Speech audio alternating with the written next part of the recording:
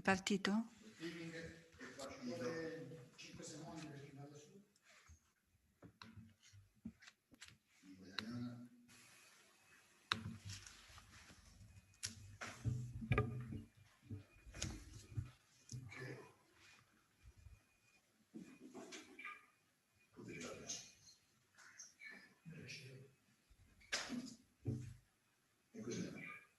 Possiamo partire quando volete.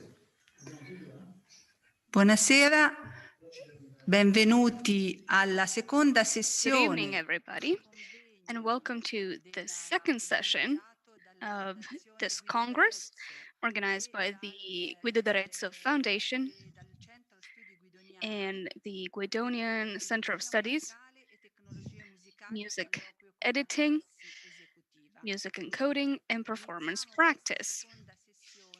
We'll start with this second session today with the topic the digital humanities and digital editions of music. Our chair for today will be Stefano Mengozzi from the University of Michigan, and I'm giving the floor to him. Everyone in the old world, and good morning to all of us across the ocean. My name is Stefano Mengozzi. I'm speaking from Ann Arbor, Michigan in the US, and I am honored to chair this session on the digital humanities. You will hear 3 presentations today on 2 cutting-edge and award-winning projects that illustrate the impressive potential of digital technology at the service of musical editions and musicological research. The first 2 speakers will describe for us the first project called Citations, the Renaissance Imitation Mass, or CRIM. They will begin with a joined introduction, and then they will focus on specific aspects of the CRIM site individually. The third speaker will illustrate the Tasso in Music project. Just a practical matter, please use the chat function to ask questions. I will be reading them and I will air them. I will pass the questions to our speakers. Now, without further ado, I will introduce the first 2 speakers. Richard Friedman is Professor of Music, John C. Whitehead 43, Professor of Humanities, and Associate Provost at Haverford College, near Philadelphia in the US. His recent work includes Music in the Renaissance, 2 volumes, Norton 2012, and a pair of innovative projects that use digital tools to explore Renaissance repertories. The Lost Voices Project and Citations, the Renaissance Imitation Mass that you will be hearing about today. He has served as digital and multimedia scholarship editor for the Journal of the American Musicological Society. He's been the chair of the Digital Technology Committee for the AMS and chair of the Digital and Electronic Media Committee for the Renaissance Society of America. Friedman is also a frequent pre-concert lecturer for the Philadelphia Orchestra and the Philadelphia Chamber Music Society. His More Than Mozart, a series of recorded lectures for those interested to be better listeners. Yes. Excuse me, there's an interference here. His More Than Mozart, a series of recorded lectures for those interested to be better listeners, is available on CD and various streaming formats. And again, the first contribution will be joined with Dr. Raffaele Viglianti, who is a research programmer at the Maryland Institute for Technology in the Humanities, MITH, at the University of Maryland in the US. Dr. Viglianti holds a PhD in digital musicology from the Department of Digital Humanities at King's College, London, where he also contributed to several major digitization and text encoding projects. Raffaele's research is grounded in digital humanities and textual scholarship, where text includes musical notation. More specifically, he seeks to advance textual scholarship by finding new and efficient practices to coherently and digitally model and edit text and music notation sources as digital scholarly resources.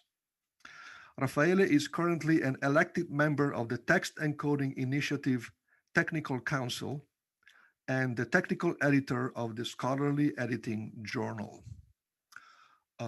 Please welcome Professor Friedman and Dr. Viglianti. Now you can continue with your presentation. Thank you. Thank you very much, Stefano. It's an honor to be here with Raffaele and an honor to be part of this very important conference, meet new colleagues and see familiar ones as well. I'll just share my screen so that we can begin our first short presentation.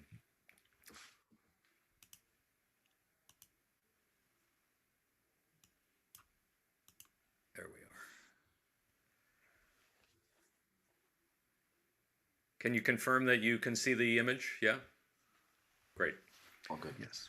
So our first short presentation we'll call The Story of a Soggetto. And you can see that there's a link here on the very first slide with which you can follow these slides or review them later on your own.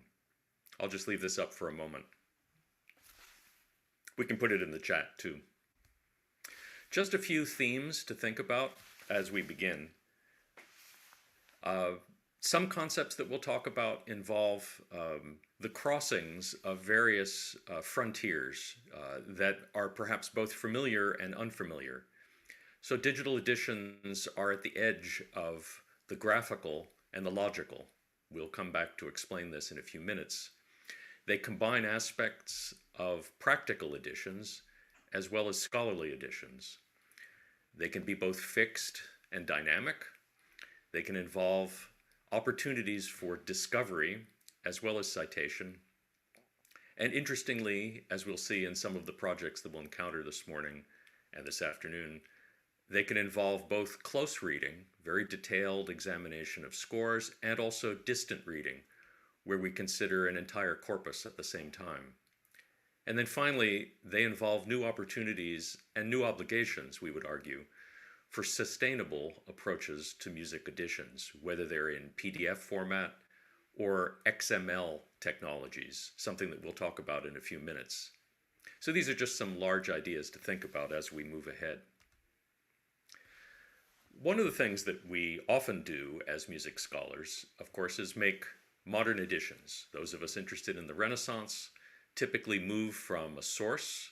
This is a chanson from the 1540s, by Lupus or Cadillac, Je suis déshéritée, a very famous melody and in fact a 4-part piece. And we make modern editions of these. This is made with Sibelius. We turn this into PDF format and can distribute it, print it, share it with people in various ways. So from source to modern edition is an important trajectory that we need to think about. And that, of course, is a digital process, whether we're thinking of scanned images that we derive from important library resources or the software that we use to make these editions. But we can also think about ways to move from Sibelius not just to a flat graphical form of the representation of music, something that is legible and important to musicians, but also what we will call a logical markup or a logical form of this music. And so in the middle, we see Sibelius transformed into an XML standard. XML stands for Extensible Markup Language. And this is the basis of much that we encounter on the internet, whether it's shopping on Amazon or reading an encoded text. Extensible markup languages are structured representations of information. So they encode not necessarily the design of a letter that happens to be in boldface or a letter that is underlined, but instead the logical structure of that. That is to say, this is emphasized in some way, or this text is a title. And so an XML technology that we use very heavily for music is called the Music Encoding Initiative. And like the Text Encoding Initiative, TEI, this structure called MEI allows us to represent, as you can see here, in a hierarchical way, a note belongs to a layer of a measure, and the layer of a measure belongs to a staff, and the staff belongs to the larger measure itself. And that structured representation, allows us to present that musical, logical data in a variety of formats. We can transform it through some software called Verovio from that structured representation into another graphical representation that can be put anywhere on the internet. And this is unlike simply a PDF. Now it's something that can be rendered on any device, whether it's your phone or your computer, and itself can be playable, can be turned into a PDF, a whole series of things along the way. So we move from simply presenting texts in flat ways to now logical ways that themselves engender or allow a whole dynamic series of representations. And so here you can see in this representation, not only can we present one note, and you'll see in the highlighted passage of the MEI, one note, which is the note C, right here. Here's the note, sorry, I need to get my pointer back. There, the note C, which is part of a layer, which is part of a staff, which is part of a measure, but we can also attach to that note a critical annotation. And very often when we edit Renaissance music, we have to supply unwritten accidentals, musica ficta. And this is very much part of what editors normally do when we create graphical texts. And convention dictates that we put these editorial accents above the staff to indicate that we have supplied them and that musicians need to understand when to apply them and perhaps when to use their own judgment.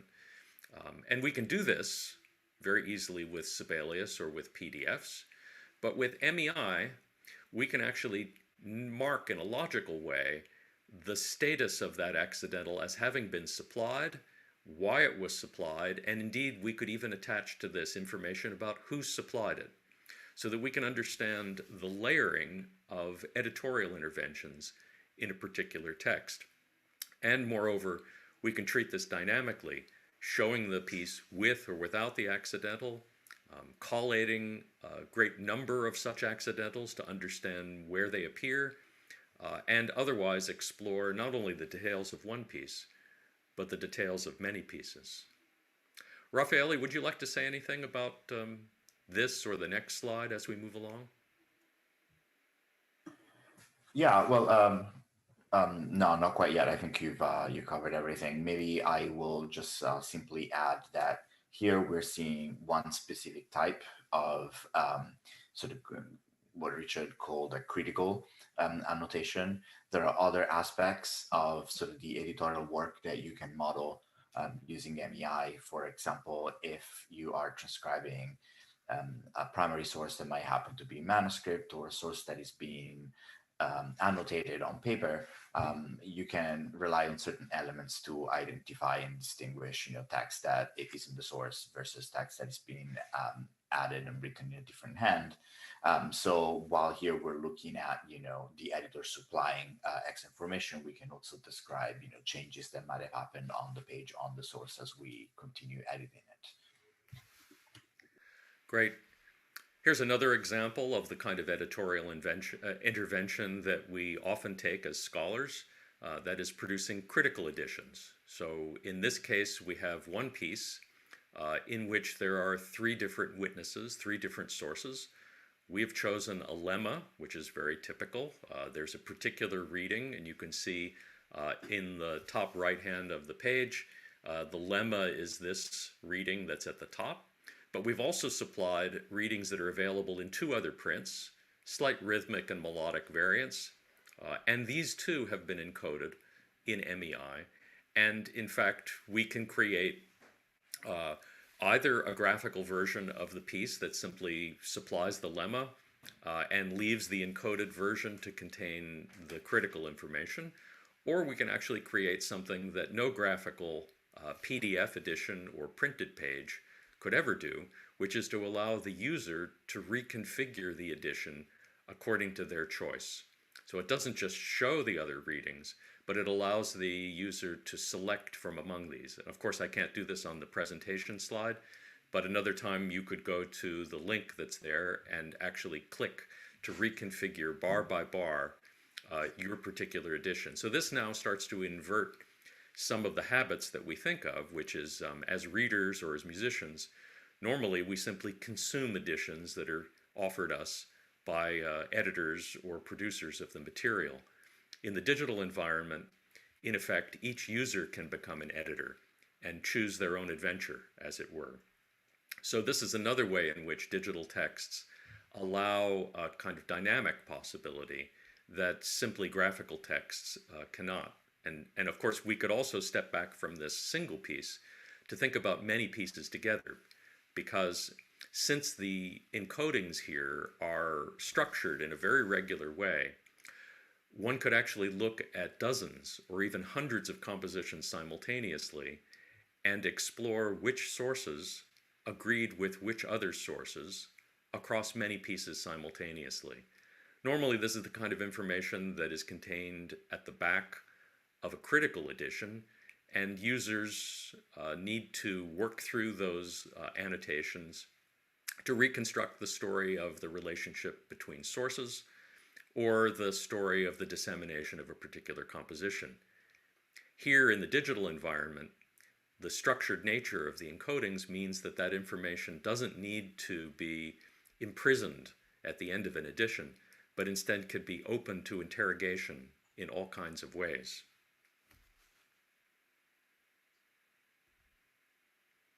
Another thing that we can do with this material is to imagine new ways of citing pieces. Currently, when we think about quoting a particular melody or mentioning an effect that happens in a piece that we think is notable, we have certain standards that we agree upon as musicians. We talk about certain measure numbers or perhaps voice parts. And of course, we all know as individual musicians how to find one or another score and find what we assume to be the same place. If we're talking about a Beethoven piano sonata, each person will look up their own edition and discover where a particular passage in a particular measure might be. But digital texts inaugurate new possibilities for citing not just general level containers in these measures, in that voice part, in this piece, but each individual note, by virtue of those structured encodings that we mentioned before, each individual note has its own digital address. And you could see some of this in the images that we saw just a moment ago, where at this moment of the supplied accidental, there's something called an XML ID. And this is a unique number, of course, unintelligible to a human being, but meaningful to a machine. I've suppressed the XML IDs from the other levels of notes here just for simplicity's sake. But the point is that each note in an example, each note in a score actually has its own address. And so Raffaelli has devised a universal standard, a specification that we refer to as the Enhancing Music Addressability Standard, that allows us to cite any note in any score anywhere on the internet and return that as a meaningful encapsulation of encoded music and use it where we like. And Raffaele, would you like to say something about this standard and its power or its possibilities? Yes, definitely. So, here we're looking at one specific way of representing music notation digitally, that is the Music Encoding Initiative. But in fact, there exist a number of various different ways of representing music information digitally. And I think we may see a few examples of this later on today. But essentially, we don't have really at the moment a simple way to refer to specific parts of these digital representations. If we operate with PDFs or images, and I will say a little bit more about this in my section, then you're essentially working with something that the computer understands exclusively as a graphical format. So you can refer to specific areas of that surface, but you can't really sort of talk about specific components of the music notation because the computer has no understanding of it when it's working with a graphical representation such as a PDF or an image. But once it's represented in MEI or in other formats that are meant to represent the logical structure, then we can start addressing specific parts of that notation so that we can attach something to it. And computers are pretty apt at working with textual strings, for example. So if you have a website or a document, it is simple enough, and I'm sure you've done this, to sort of drag your mouse and select a portion of text, right? Computers are very good at doing that. But when it comes to music notation, because just to begin with, we have this kind of grid-like structure at the very least, right? Where you have both sort of time and multiple sort of voices and instruments. Then it is not as simple to make that selection. So this system that we devised is meant to allow us to do that kind of selection so that we can attach further information to it. And because there are multiple ways of representing music, we tried to define it in a way that utilizes sort of musical ideas and concepts rather than references to specific parts of a certain document. Like Richard was showing us that there are IDs that you can use to refer to those different elements in the MEI, but other specifications may do it differently, or those IDs may not be there because they're optional. So we use concepts like sort of measures and instruments and sort of even beat values to instead address these portions of text from a more abstract perspective. And then we rely on software to go and resolve that selection to actually go and figure out where it needs to go on the file. Great. So this structure here involves, if you think of the reference as being from the smallest level up, is in yellow certain beats, and then in green in certain staves, and then in red in certain measures. There are notes that I find interesting or important, and that reference can be resolved according to the particular representation, as Raffaele said, of the piece, and then return exactly those notes. So this is what then inaugurates a new kind of quotable text for music, where we could actually speak of note level references, bringing them together either to highlight them, as we've done here in an analytic context in the CRIM project, or in fact to gather them all together as a series of proof texts and perhaps compute something to do with their similarity or their affinities or their differences. It would be something like a musical commonplace book where you could gather up many, many instances of features that you thought important and then produce them on the web or use them as part of some other process. And we'll return to this page, which is from the CRIM project, to talk a little bit about it later. But this, in a small encapsulation, explains the concept that's at hand here, which is to say we have an MEI score and it resides on the internet. We create a selection, and that reference uses the enhancing notation addressability, music notation addressability system to find those particular notes in a representation and returns the score or an MEI encoding of the score to something like Verovio, which is a piece of software that renders it on any device, and then in the context of a particular project presents the score and the highlighted notes that you originally chose in this new graphical form.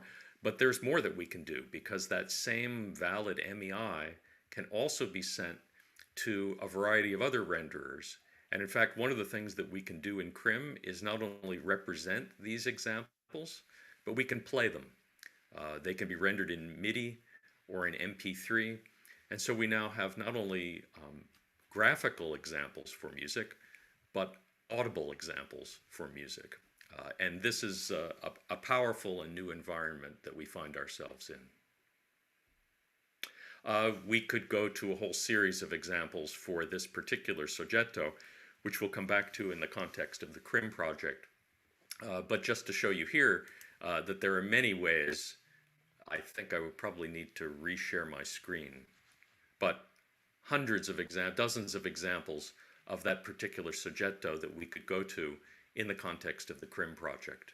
But I'll pause here, and perhaps there'll be questions before we move on to learn about the CRIM project in a little more detail. Thank you, Richard, and thank you, Raffaele. Indeed, if there are questions about the content you have heard thus far, please use the chat function to convey the question to us.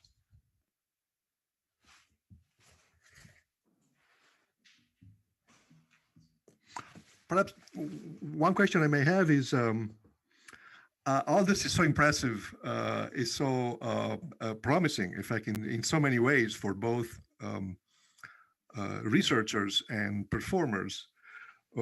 What is the frontier at this point? What would you like? Perhaps this is clearly a layman's question, but that's the way I feel about all this. What is the next stage in technological advancement that you would like to be able to do and you're not able to at this stage?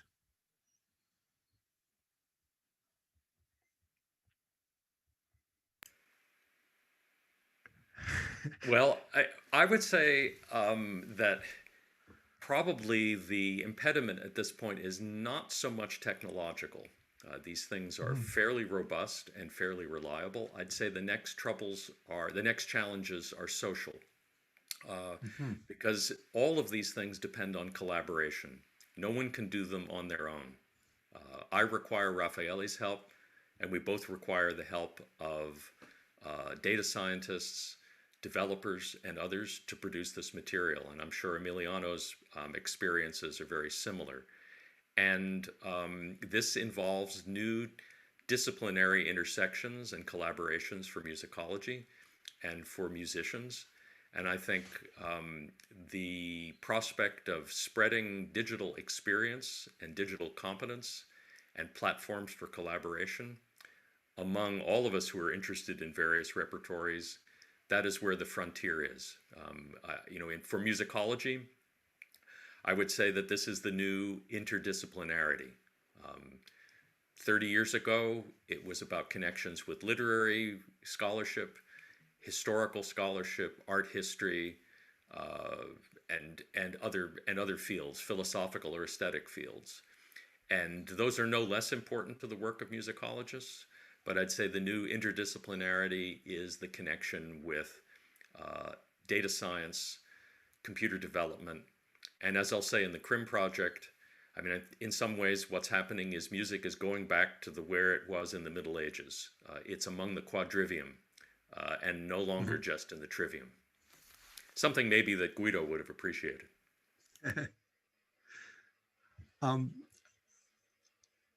Have you seen applications of this technology? Some concrete fruits of this technology in scholarly endeavors out there, or do you think they are coming? Of Emiliano's work, the work of Jesse Roden and the Josken Research Project, resources of the sort that Raffaele has helped to compile. The English ballad, early English ballad archive is another great example of this. I'm interested in my work. Karen Desmond, interested in 13th and 14th century music. There's a great deal of interest in early music for this. Before the book is somehow resonant with a period that is after the book. I think is the moment that we're entering into. But of course, there's a Mozart digital edition that's using MEI. Bach scholars are using MEI. And MEI is not the only technology. There are many others using new technologies to create sustainable texts. I think is the key thing. The key figure here is to think about what I call the acid-free paper of the digital age. Yes, we can create digital editions, and yes, we can share them on IMSLP or the Choral Music Library. But when we share them through PDF, they have a ubiquity to them, but they are not necessarily sustainable in the sense of the labor that went into them being reusable. And one of the key features of XML or other open encodings of the sort that Emiliano and that we all use is that they are something like what I call a palimpsest of the digital age. Because I can add information to a text that Emiliano has created without erasing Emiliano's work. It's infinitely adaptable, but also infinitely recoverable. And that's the key feature. And I think given the limitation of resources, the importance, indeed the imperative that we collaborate and share material rather than each do something that we put in our own digital silo, I think is the key question for us moving ahead. That's why I say I think the key challenges are social and disciplinary rather than technological. Yeah, that's certainly true. This is a model of scholarship that is, of course, is much in use in the hard sciences. We can see these days with all the endeavors to produce a vaccine, but that's only one example. And I guess in the humanities, we are less used to work in that way, but we can see very clearly here what the potential is for that kind of collaboration. Are there any questions? Let's see, be mindful of time. It's 10 o'clock. Richard and Raffaele, do you feel like you have presented your material sufficiently? Maybe, or I guess there will be probably a lot more. I guess I wonder if we should maybe, first of all, do we have to close at 4:30 sharp, Cecilia? Can we keep a few more minutes, take a few more minutes? Yes, yes. Yes, meaning we could stretch it to 10:40 or 4:40 or 4:45. Okay, you can go on. Okay. In that case, I would ask Richard and Raffaele to maybe take another 10 minutes, and then we can save about 20 minutes for Emiliano, and then we can have a closing discussion for about 10, 15 minutes. Would that be reasonable? Sure, I could just say a very few things because I want Raffaele to be able to speak to these larger issues. So I'll just say very briefly what we are trying to do with the CRIM project just for a few minutes and then move on to Raffaele quickly. Is that okay? Yes, as far as I'm concerned, yes. Yeah. I will share this screen.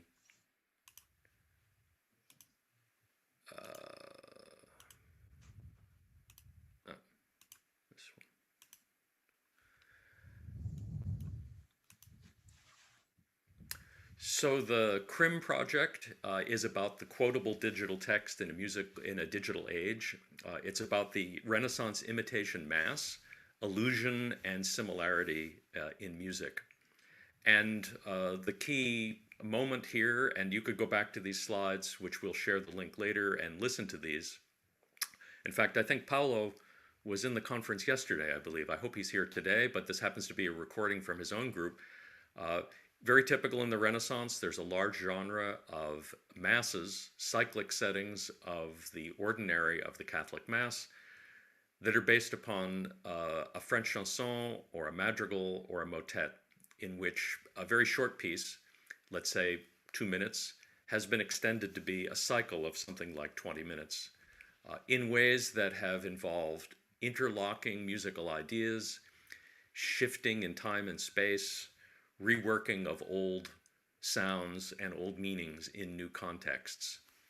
And the CRIM project is the successor in terms of digital technology to the Lost Voices project, where we explored similar concepts, both digitally and musically. Um, and in some ways, the digital, as I've been suggesting, is a very appropriate thing to be doing in the moment, because if we think back to the Middle Ages and the Renaissance, the idea of music as number or notation as a kind of encoding of sound, and above all, of counterpoint as an art of combinations, is absolutely key to the idiom. And the digital environment allows us to track these in very remarkable ways. We both work closely, hand in hand. Young Italian scholar Alessandra Iniesti on the right, David Fiala, my colleague at Tours, an American PhD student, Ian Lawrence. These are participants in CRIM, who we call criminels in France, are working both up close and, as you can see at the right, a representation of many, many hundreds of observations simultaneously that tell us about preferences and patterns. All of this is made possible with MEI. We gather together original sources of the chanson, shown on the left, and the mass on the right, encode them in MEI, then consider them through the prism of vocabulary of musical types and relationship types. This is all done by human beings, and then include all of this material in a large database and a space for discussion. So as an example, here is a pattern from Josquin's famous Ave Maria, in which the same musical idea recurs at precise intervals, each an octave apart from each other. We call this a periodic entry, using the vocabulary of Peter Schubert. We could listen to this, but I'm trying to save time here. The same motive is reworked in a mass by Josquin's contemporary Antoine de Fevin, with a different melodic relationship and a different temporal relationship. So as you can see, instead of the time interval being 2 breves and the octave or unison below, it's 5 semibreves and an octave above. And this is basic to the language of Renaissance counterpoint. Everyone knows about these, but it's impossible to control more than a few. And so our CRIM database includes thousands of these observations in very detailed ways, including both the musical citations, using MEI, using EMA, that's the red notes here, as well as human-made observations about the specific patterns that are at hand. And so we have a large vocabulary that explains the musical concepts, and analysts learn each of these stereotypical patterns to recognize them. We've now even taught machines, computer algorithms, to recognize these patterns, and this will be the next frontier for us, is confirming and confronting what machines find with what humans find. And then putting these all together in a large database that allows us to see many, many instances of connections between various pieces. And this is a typical page from the CRIM resource that brings together passages observed by people with metadata concerning them, and then larger relationships that allow us to see hundreds of connections between the same pieces simultaneously.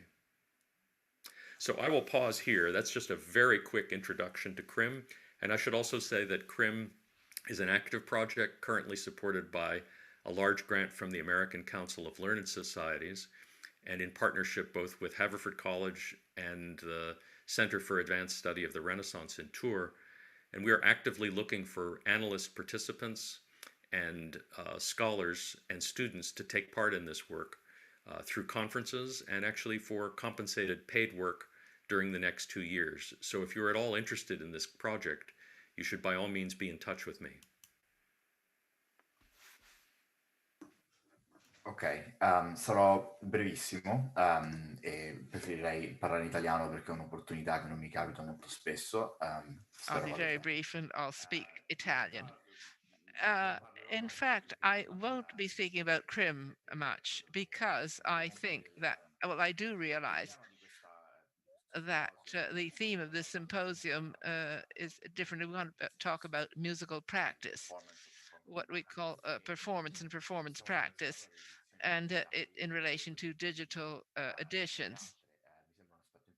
I think it's an important fact. When we talk about the use of these resources, uh, it is a type of use which is more analytic. But in the case of musical practice, what can we do?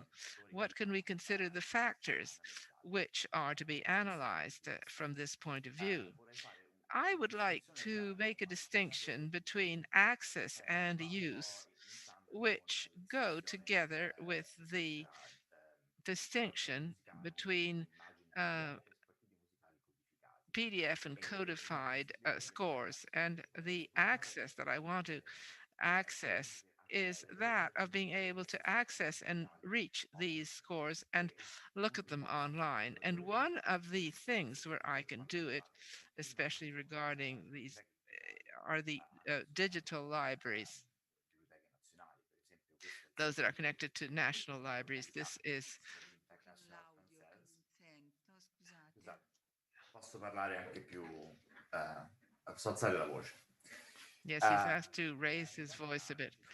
In actual fact, there are about 150,000 scores, and they're mainly primary sources. So it's a way of accessing these sources in a digital format, which have made they're essential for the researcher and for the musician who's interested in the historical situation around a repertoire that we're studying.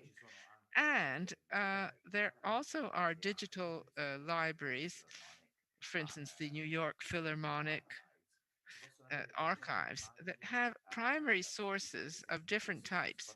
For instance, this is a score, you see, and here you can see it's been the notes are by Leonard Bernstein, famous orchestra director, and then there are sites like ISMP or CPDL, but others too. The Lester Levy collection, for instance, where you can find uh, DPF formats or images of scores that often are copied and are greatly used in order to be able to obtain uh, scores to be able to play them again. And often what happens is that once these scores are reached, so now I'm going to the actual use, they're printed before being played. So the use of the digital in this sense is exclusively to obtain more quickly the score, which will then be studied or played. So, from the commercial point of view, there are other uh, um, publishing houses that have started to look into this paradigm and make it possible to unload the PDF of a score to then print it. And then, in fact, the digital format can't even be distributed at that point. So basically, it's like buying the score normally, and and you can have access immediately. But it's becoming more normal because of the widespread capacity in using computers, smartphones, and tablets of different levels. We can see that these are being taken directly from one's um, computers, or you can immediately see that often they're playing directly from an iPad, but always using the PDF format. So the main advantage in using a digital score is for the ease to carry it around a larger number of scores instead of using the masses of printed copies. But when we create a digital mm, editions like Crim, how could these be used in the service of musical practice? And this becomes a bit more complicated because often, at least for those that exist today, the interest is much more one of research. For instance, we see the notes that we've done with CRIM are analytical, and they're useful for the musical practice, but it's not possible from the website to play directly, use these scores. And so CRIM, in fact, includes also PDFs which can be printed for that use, which is rather essential. And this is an edition of Mozart that we mentioned just a while ago. This too has dynamic factors, but it doesn't make it easy to play using this. I mean, if you try and switch pages, it takes too long. So it's still focalized for research, basically. Okay, so how can we solve these situations? Well, in my opinion, this is a moment or a point of frontier, because the digital uses available now have not yet thought of how they can actually be used for music. And I'm going back to what Hans Viering was saying. In the multidimensional model, he suggests, and he says that the digital edition has a large number of data, both from the point of view of editions, primary sources, critical notes, connections, and external resources, but also multimedia representations. And the application which is constructed on these allows to cut slices, so to speak, two-dimensional slices, which are more stable, which are achieved by this complex apparatus, and can create visualizations which are more stable and can be used and printed for the performance, or can be visualized on an iPad for the performance. Well, I think this is about it. We don't have much time, but this was an idea that I wanted to bring you for the discussion. How can we use these resources which we are creating in the service of music? Thank you so much, Raffaele. There's a lot of food for thought here that we may also continue debating during the roundtable after this session. Um, is there maybe a quick question now for Raffaele, or even for Richard, before we move on to the next speaker? Okay, I don't see any questions coming from the chat. In that case, I will introduce Professor Ricciardi, who is Professor Emiliano Ricciardi, is Assistant Professor of Music History at the University of Massachusetts Amherst.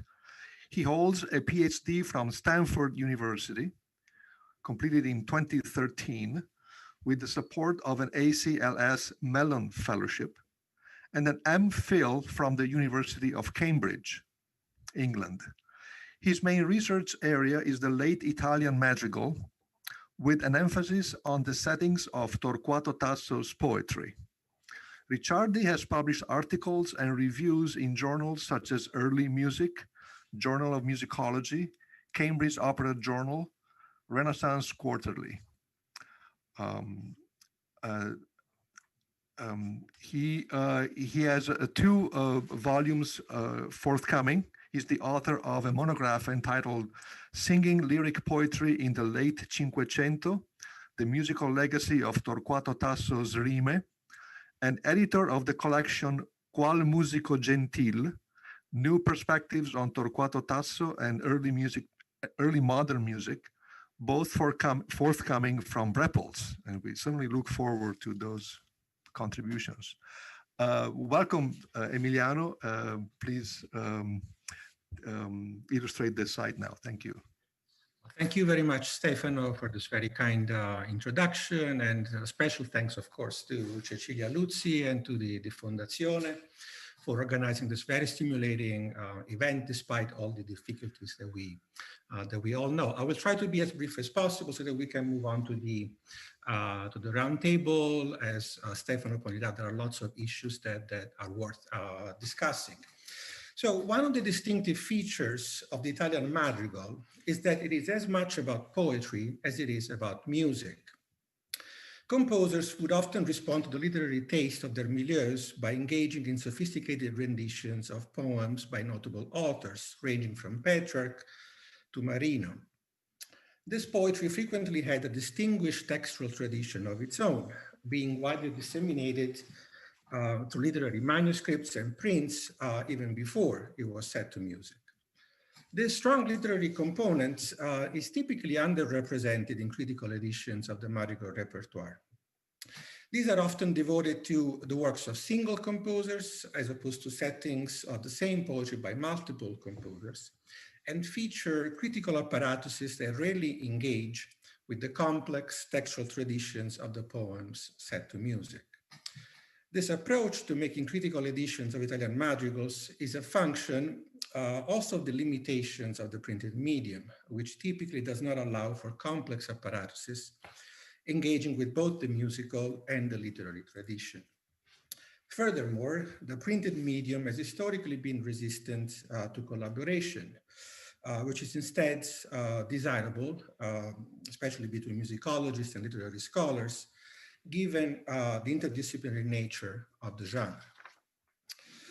Drawing on the possibilities afforded by digital encoding, the Tasso Music Project, the first complete edition of the early modern musical settings of poetry by Torquato Tasso, provides a different approach to editing Italian madrigals and related genres.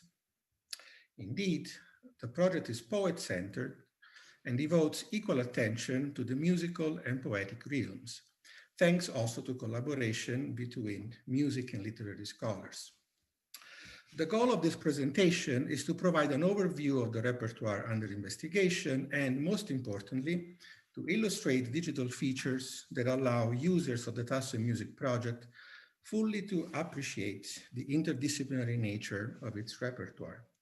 These features include musical and literary encodings, as well as tools for the analysis of music-text relationships. There is no need to say this before this audience, but where I work, it's always worth repeating. Tasso was arguably the most prominent poet of late 16th century Italy.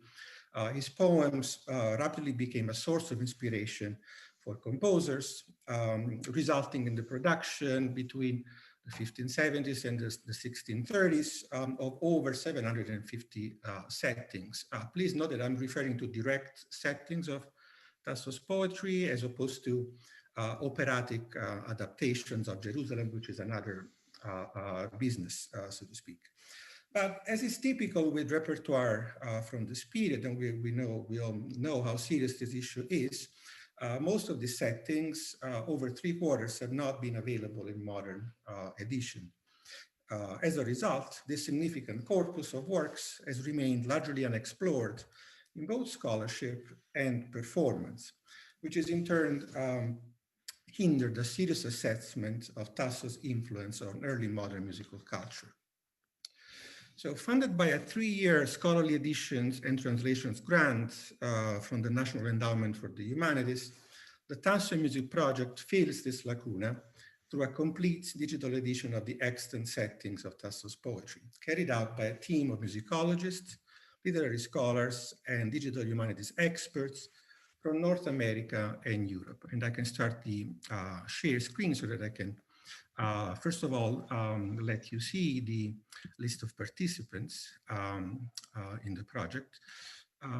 The theme of collaboration has already come up, and as you can see here, we have a pretty extensive list of participants in this project. Unfortunately, I cannot name them all in the interest of time, but I think it would be interesting also in the roundtable to discuss a little bit more in depth the collaboration between the scholar and the programmer. So in the case of the Tasso project, the relationship that I have, for instance, with Craig Sapp, who is the technical director of the project. In the case of the CREAM project, between Richard and Raffaele, which is a very different relationship, I think, from the one you have with a traditional publisher.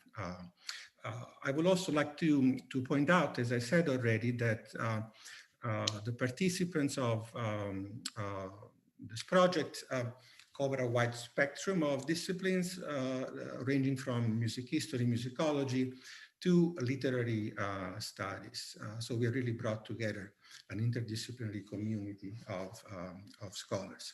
But how is this very wide repertoire organized? As you can see from the homepage of the website, because it is a poetry-based project, the main way of organizing it is by poem, or rather by type of poem. As you can see, we have four separate tabs from rime to other, and they proceed in order, basically from most frequently set to music to least frequently set to music. It's a little bit counterintuitive to see rime before Gerusalemme, because we tend to think of Gerusalemme as Tasso's opus magnum, which is certainly true, but in terms of musical reception, it was not as successful as Tasso's lyric poetry, the rime. And for each poem, we provide a text in modern edition. In the case of the rime, unfortunately, we typically have to rely still on Solerti's edition from the late 19th century, because as some of you may know, we still don't have a complete critical edition of Tasso's lyric poems, and this is quite stunning, but this is the state of affairs in Tasso scholarship, along with newly made translations.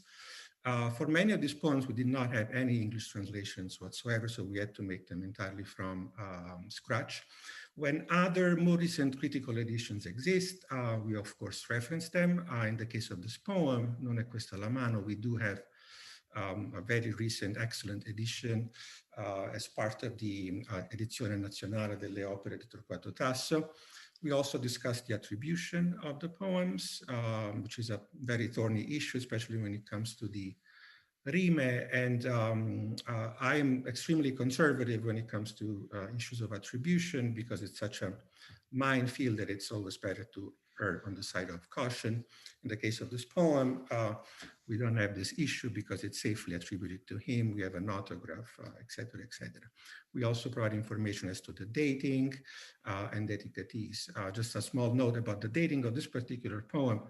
Solerti dates it to the early 1560s, presumably when he was in love with Lucrezia Bendidio, but there is no evidence for that. The earliest written testimony of this poem is actually a musical setting by Pallavicino. So this is to show that musical settings actually can tell us a lot about the history of the poetry as well. Likewise, we provide for every poem a complete list of literary sources, both manuscripts and prints, with hyperlinks to digitized exemplars where they exist. And of course, we also provide a comprehensive list of musical settings. In the case of Non è questa la mano, there are quite a few, over 20. This is Tasso's most frequently set poem. Now, when it comes to big data, and here we certainly have big data, we have tons of poems and tons of musical settings. It's important to provide users efficient ways of sorting out the repertoire. And I found that this organization by poem, while very logical, was somewhat limiting. And so to help users to navigate through this ocean of music and poetry, we have also created a browse page, which I find very useful and can also serve as a starting point for statistical analysis or corpus studies more generally. For instance, Francesco yesterday talked about the use of C and cut C in late 16th century repertoire. So here you can very, very quickly see how these true mensuration signs are spread out across the repertoire. So for instance, you may know that we have 551 settings of the rime, and of these, as many as 436 are in C, which is totally expected, but it's nice to be able to give an actual number to this proportion. As another example, a few months ago, I was talking to Marco Mangani about the modal type F without a flat, which, as we know from theoretical sources of the time, is quite rare, but we don't know exactly how rare it is. So we did a rapid statistical analysis here. It is indeed very, very rare. So out of 550 settings, only 7 are in this modal type. So 1% or so. So, you can find different ways of looking at the repertoire, and by doing so, you may also discover things that apply to vocal music of this time period as a whole. But let's move to the musical editions, because this is not just a database; it's actually an edition. We provide newly made editions of all these settings. And obviously, one of the challenges with a repertoire that is so wide and so diverse also is to come up with sound editorial policies. And obviously, in light of the diversity of the repertoire, you have to be very, very flexible. Of course, you cannot edit a solo song the same way that you edit a polyphonic madrigal of the 1570s. So flexibility is really key, as Rodobaldo pointed out yesterday, also in his presentation. We do have policies that apply to the repertoire as a whole. For instance, when it comes to text underlay, we tend to stick to the original as closely as possible, with the exception of punctuation, of course, and accents, which are terribly inconsistent in this repertoire. But other than that, yeah, we try to tailor editorial policies to the specific situations that we have to encounter. Now, I would like to point out that these editions that we provide here are dynamic. So what you see in front of you here is not a PDF uploaded to the website. What you see here is a dynamic score. Our encoding system is Humdrum, which is one of the oldest, actually, I think, music encoding system. And we use that because it is particularly conducive to analysis, to the development of analysis tools. And this is repertoire that affords lots of opportunities, especially for comparative analysis. But because, as Richard pointed out, it's essential that we be able to share our data with as wide as a community as possible, also for the sake of long-term preservation.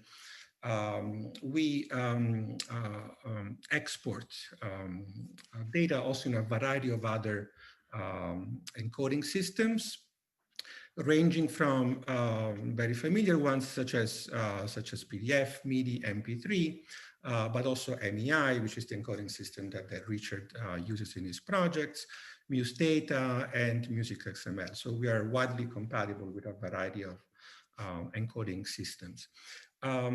Starting from Humdrum and via MEI, we convert the scores into online dynamic objects using the software Verovio, which has already been mentioned in Richard's presentation. And because the score is dynamic, there are lots of things that you can do with it. This is a truly interactive score that creates a different kind of engagement with the users. For instance, just to give some examples here, those of you who are accustomed with printed editions may be puzzled by the lack of incipits, with old clefs, original durations, etc. We don't provide those not because we don't think it's important to do so, but because you actually have the option here to go back and forth between original mensuration, all clefs, and modern ones, simply by clicking on the button O. So you can actually read the full score using alt clefs, which is something that personally I like to do. And you can also print the score as is with alt mensuration signs and clefs. Likewise, for those who might be interested in creating instrumental renditions of this repertoire, there is also the option of removing the text underlay. which you can do in real time, and then print the score with this particular function. You can also extract individual parts and print them out, again, for the purpose of performance. And a new feature that we have implemented not too long ago, at the suggestion of several singers who have been using the website, is a transposition function. Paolo Dacol was talking yesterday about this question of transposition, and you can do that in real time here. For instance, this is a piece that is pretty high, and so perhaps you may want to transpose it down a fourth, which you can do again in real time, and then print the transposed score. Again, singers should be able to do it on their own, but it can be challenging, as Paolo Dacol has pointed out. We of course also have critical notes. This is still a fairly traditional edition in terms of methodology. You can visualize them at the bottom of the score in a very traditional way, so in a static manner. They're down here. But you can also visualize them in the score. You may see asterisks here along the way. Let me find one. You can see this one here. And if you hover over the asterisk, you will see the critical notes. Eventually, we will also encode the variant, the musical variants in there. We haven't done that yet, but it's forthcoming. You probably can't see the pop-up now because Zoom doesn't allow you to visualize pop-ups that way, but they are there if you do it on your own. You may see at the top right of the score, there are several boxes for musical and textual searches. This is the thing that Humdrum is particularly good at doing, so tailoring search tools. And I'll give you an example of a type of search that we have implemented very recently, a search by vertical sonority, which is especially useful for this repertoire, which is increasingly vertical sounding. Also, this is a piece in F, and for instance, here we can do a real-time search for F sonorities, of which we have 49 in this particular piece. You can also do a textual search. For instance, we can search for the keyword of the piece, which is man. This is a poem about a harp player. So hands are very important, obviously. And here you can see all the occurrences of this word highlighted there. As Richard pointed out, some of these resources are conducive, to both close analysis, so close readings, and also distant readings, and that's exactly what you can do here, because you can also do searches, musical and textual, throughout the repertoire. Here you can see a pre-typed search for the series of pitches, D, C sharp, C sharp, C sharp. And this is a very effective way also finding out possible relationships between pieces, especially pieces on the same poem. For instance, here we see two pieces by Marenzio and Dall'Agostena, who is a Genoese composer, on the sonnet Di nettare amoroso ebbro la mente, and you may see that they have essentially the same incipit. The interesting and puzzling thing is that Dall'Agostena's setting actually comes before Marenzio. So there is a slight chance that Marenzio borrowed from Dall'Agostena, or it could be simply coincidence. But with this tool, you can really investigate the repertoire in many different ways, tracing possible relationships. And eventually we also plan to incorporate in some fashion Richard's tool, which I think would be very appropriate for this repertoire, where intertextuality is so important. One more thing about the digital editions is that they are dynamic, and these ones are particularly dynamic, if you will, because You can actually edit the pieces yourself within the website using a tool called Humdrum Verovio Humdrum viewer. Note that whatever changes you make don't actually get published on the website. We have strict editorial control on what is published, but you can make changes for your own personal use. For instance, if you are a choral conductor and your singers are puzzled by the H here in the vaga, which some singers may, especially in non-Italian speaking countries, they may find it puzzling. You can actually remove it. If you go here to the left, you can see the humdrum encoding, and you can make a change in real time. And then you can print out the score as is. This is really no different than what you would do with a printed edition, where you make corrections with a pencil in your own copy. So again, these changes don't actually get published on the website, but it's a way of enhancing a user's involvement in the website.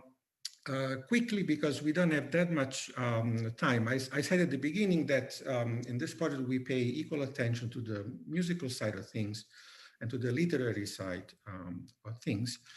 And also, as I said, typically in critical editions of madrigals, editors rarely acknowledge the very complex textual tradition of the poems set into music. In our project, we actually provide diplomatic transcriptions of the texts as they appear in the musical settings, but also in the literary manuscripts and prints. These transcriptions are encoded in TEI using a schema that Raffaele Viglianti has actually developed for us. And this allows also for real-time visualization of the variants across the sources. I'll give some examples. This is a relatively simple one of a madrigaletto by Tasso. I've chosen as a baseline text a version preserved in an autograph, actually, in Modena, the Biblioteca Estense, and you may see that I have highlighted the fifth line of the poem, Anzi ella insieme t'io, which is actually absent from all other sources, both printed, literary prints, and also musical settings. So somehow that line, as well as the following line, have dropped in the tradition. So you can clearly see that composers did not use this manuscript for sure. This is a fairly simple case because we only have a few literary musical sources, but things can get quite complex. For instance, in the case of Non è questa la mano, we have over 40 literary sources and over 20 musical sources. The encoding is very stable because TEI has been around for quite a while, so it's a very safe encoding system. But the rendering is actually quite complex and also somewhat fragile. You can see here that there is quite a bit of information. In this particular case, I've selected it as baseline text, again, an autograph preserved at the Vatican Library. And you can see that I have highlighted the fourth line of the poem, which in this source reads, Ecco pur si ritrova. You find this lemma only in the manuscripts E1 and F2, which are both essentially authoritative manuscripts ascribed to Tasso himself.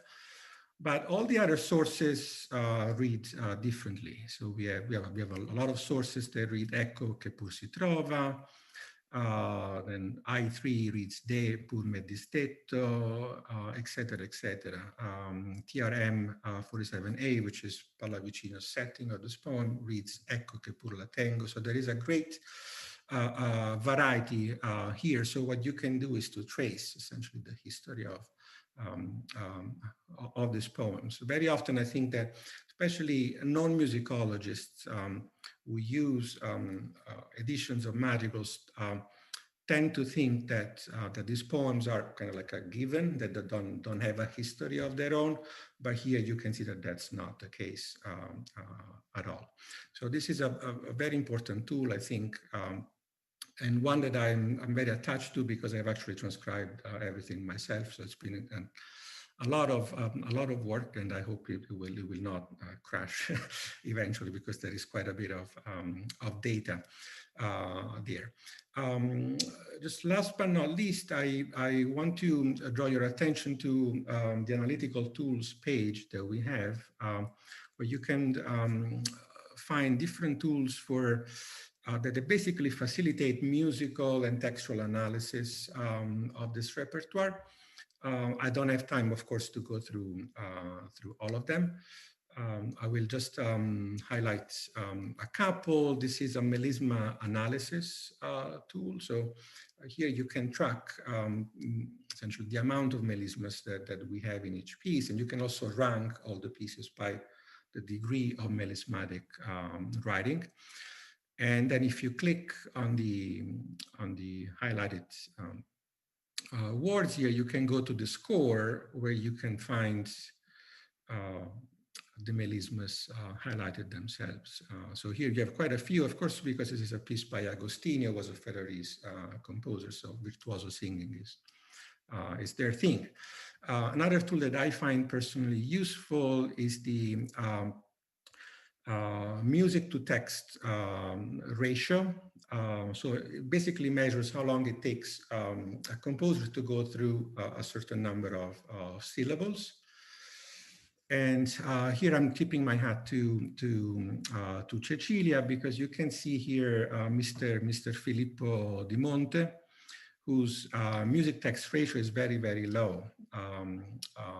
You can see that in the left column. It's around 1 or so. In his settings from the 80s and early 90s, he was very quick. He would go through poems very, very quickly with very little repetition. And so he's a very synthetic composer. Again, this is something that you can also verify empirically by going through all the pieces. But I think it is nice to visualize all this data so efficiently. So to conclude, we could say that through its content and through its digital features, this project addresses a wide audience, and intentionally so. And it's an audience encompassing musicologists and music theorists, literary scholars as well, linguists, and performers. And in addition, it provides a new model for editions of Italian madrigals, one that restores the centrality of poetry in this repertoire, even though I still think that the composer-based model is very valid. This is just a different way of looking at this repertoire. And accordingly, this model could be used also for other types of vocal music, ranging from opera to lieder. Thank you. Thank you so much, Emiliano, for your presentation. This is truly a fabulous resource for, it strikes me as equally useful, equally promising for both scholars and performers. It has so much to offer. I wonder if there are, so speaking of now on the point of time, it's 10:48 in the US, it's 16:48 in Arezzo. I'm told that we can stretch this until 1700. Alle 5 del pomeriggio to 5 p.m. And so we have about 10 minutes for questions. And so I invite any of the participants, any one of you who is listening out there to ask questions or comments for the presenters.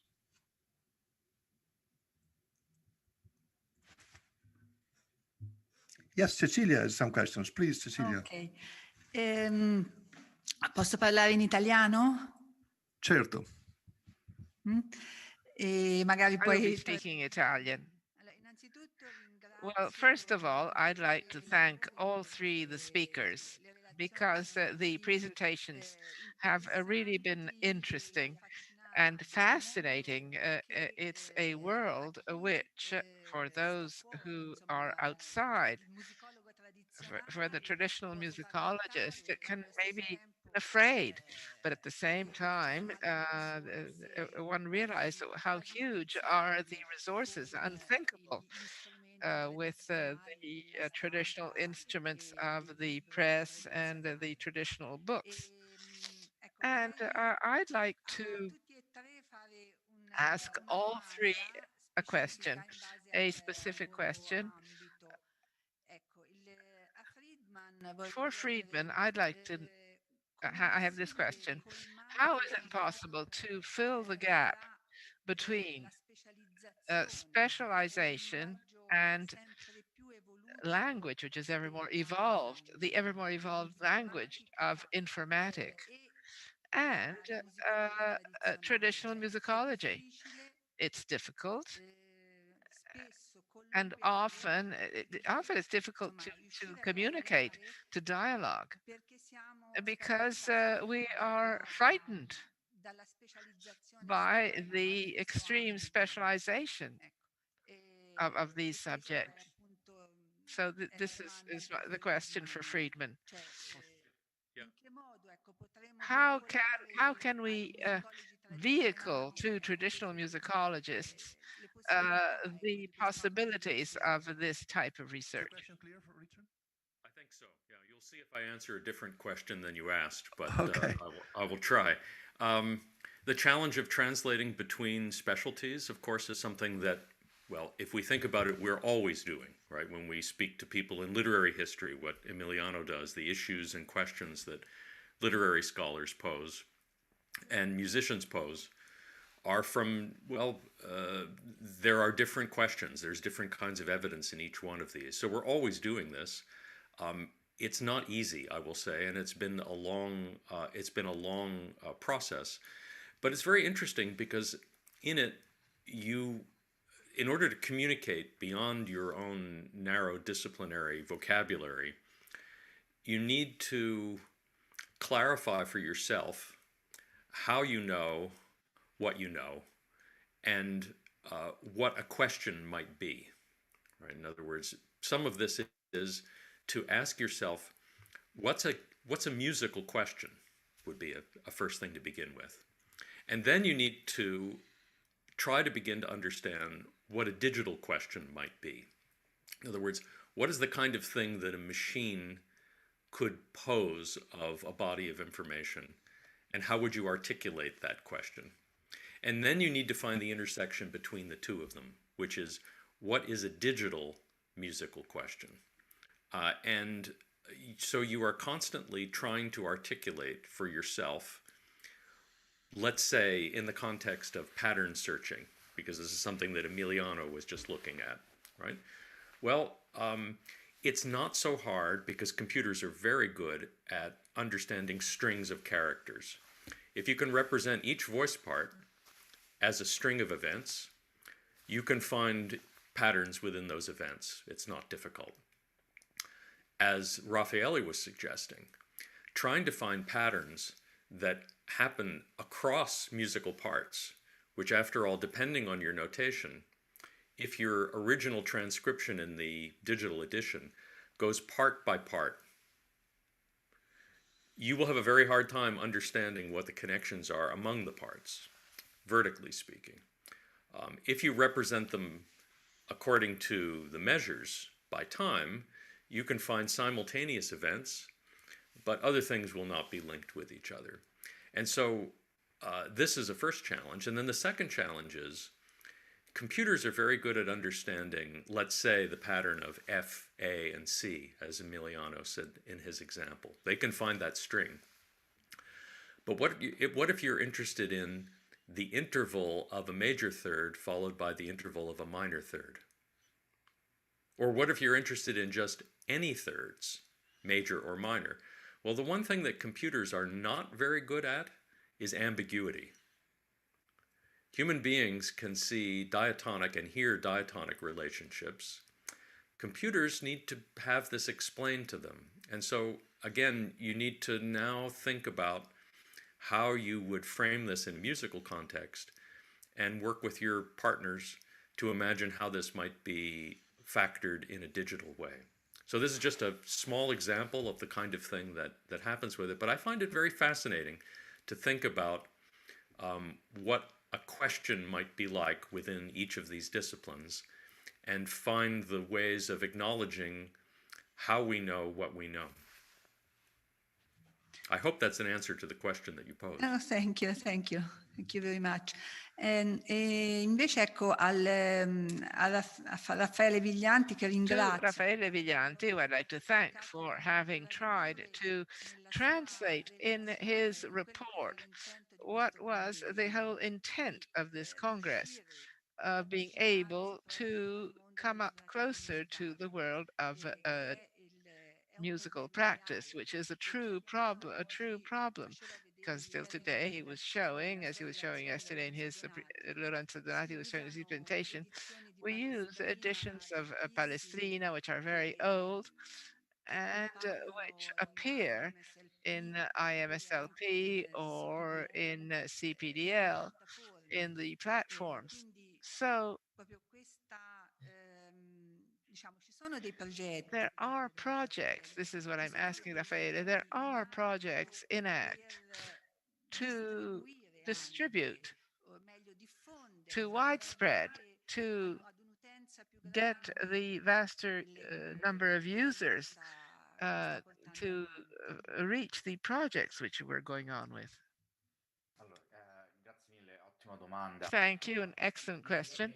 I think that the situation is a bit complex because the participants are many. There are editors who do this work. It's mainly academic work. There are publishing houses, even if often they work in cooperation with academics and so forth, but in the end they work for profit. And that dialogue has existed for a long time, and it's inevitable in a way. What happens is that the critical editions, which are actually made a bit less accessible because of their cost, but also because of the distribution. It's not very easy to buy a score, especially of pieces which are not very commonly used. And so the digital situation said can facilitate this type of execution and access. And at present, we are at this point in which it's easier, especially for new generations, to use screens to do anything. So we are at a point where we have this opportunity where we can make more accessible the work which we do as editors, and the way in which it's done at present is ad hoc, case by case. And the project of in Das Musica in Milan is an excellent example where there's a great deal of complexity and rigor academically, but it also includes, it shows the use of musical practice and the fact of being able to unload versions and print them. This is very useful. But what remains is it's an isolated project, and we need time to create these projects and a lot of resources and a lot of people. So, from the point of view of it's difficult to imagine how this could be then applied in a vast scale to the whole musical corpus that we're interested in. We have to find a midway, and it's essential to begin having a dialogue with publishing houses so that they can begin thinking of a way of digital access which can be more efficient, so that we don't all end up studying on ISM. There are other ways with more rigorous keyboards. And now I have a question. I'd like to congratulate Emiliano Ricciardi because his project is truly a masterpiece. And I was able to appreciate it. My sector of research is that of poetry for music. So it's a project of this type, which is an exception because in time, a number of projects are starting out of musical editions too, and often they stop at a volume or at a sector.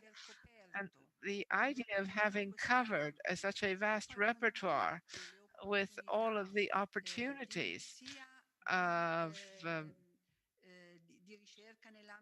research in a literary framework and in a musical framework is truly, I think, it's the only available just now of this very, very high level.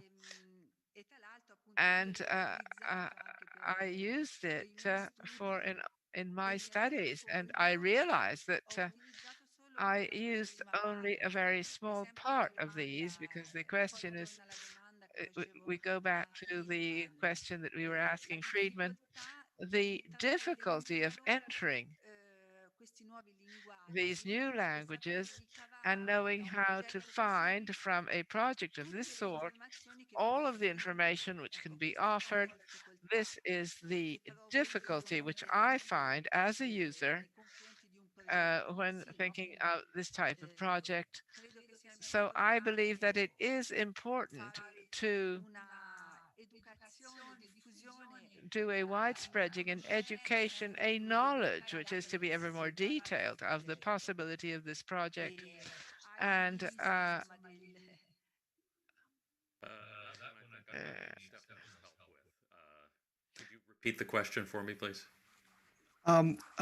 Actually, I am rather vague on that too. I was thinking about I was thinking about practical issue, how to wrap this up. So I have to say I missed the question by Cecilia. So, if I understood correctly, you were asking to do with the practical aspects of helping people understand how to make these digital editions. Is that correct? Yes. Yes. Okay, Yes. that's amazing that I understood it. But okay, I'm hearing Italian, but I'm thinking French. So it's two steps that I'm trying to make it happen. I mean, this in fact is part of the aim of the CRIM project. It's about bringing experience with making digital work to musicologists, and also bringing musical ideas or the problems of musicology to people working in information science and data science. So in fact, what we do is teach people how to make these editions, and this is through declared methodologies and principles that we try to diffuse to others. And this is something that's also quite characteristic, as Stefano had mentioned, of work in the natural sciences. For a long time, we as humanists have tended to work on our own and then bring relatively finished product for peer review or to editors to then bring it into the public.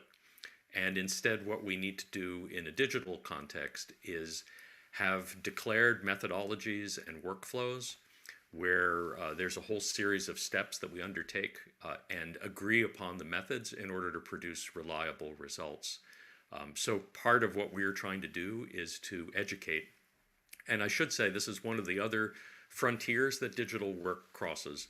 And I think Emiliano will confirm this, and Raffaele as well. That is, not only does it cross the bounds between practical editions and scholarly editions, but it crosses the space between pedagogical work and research work. It's genre bending in that sense. And so what we used to think of as the separate domains of teaching and research are actually very often with each other. And in fact, many of the people who've participated in my projects have been my own undergraduate students who very quickly can learn to do this material and participate in it. And so I teach in order to advance my research, and I advance my research in order to teach better. And I think this is another change that we can all celebrate through digital work, is the connection between pedagogy and learning. And I think that's something also, given the foundation that's sponsoring this event, that Guido would have appreciated. No doubt about it. Thank you, Richard. Yes, I think it's safe to say that the next generation of scholars who are essentially are born with computers will be more at home utilizing this technology, this fantastic technology that you are developing to the fullest.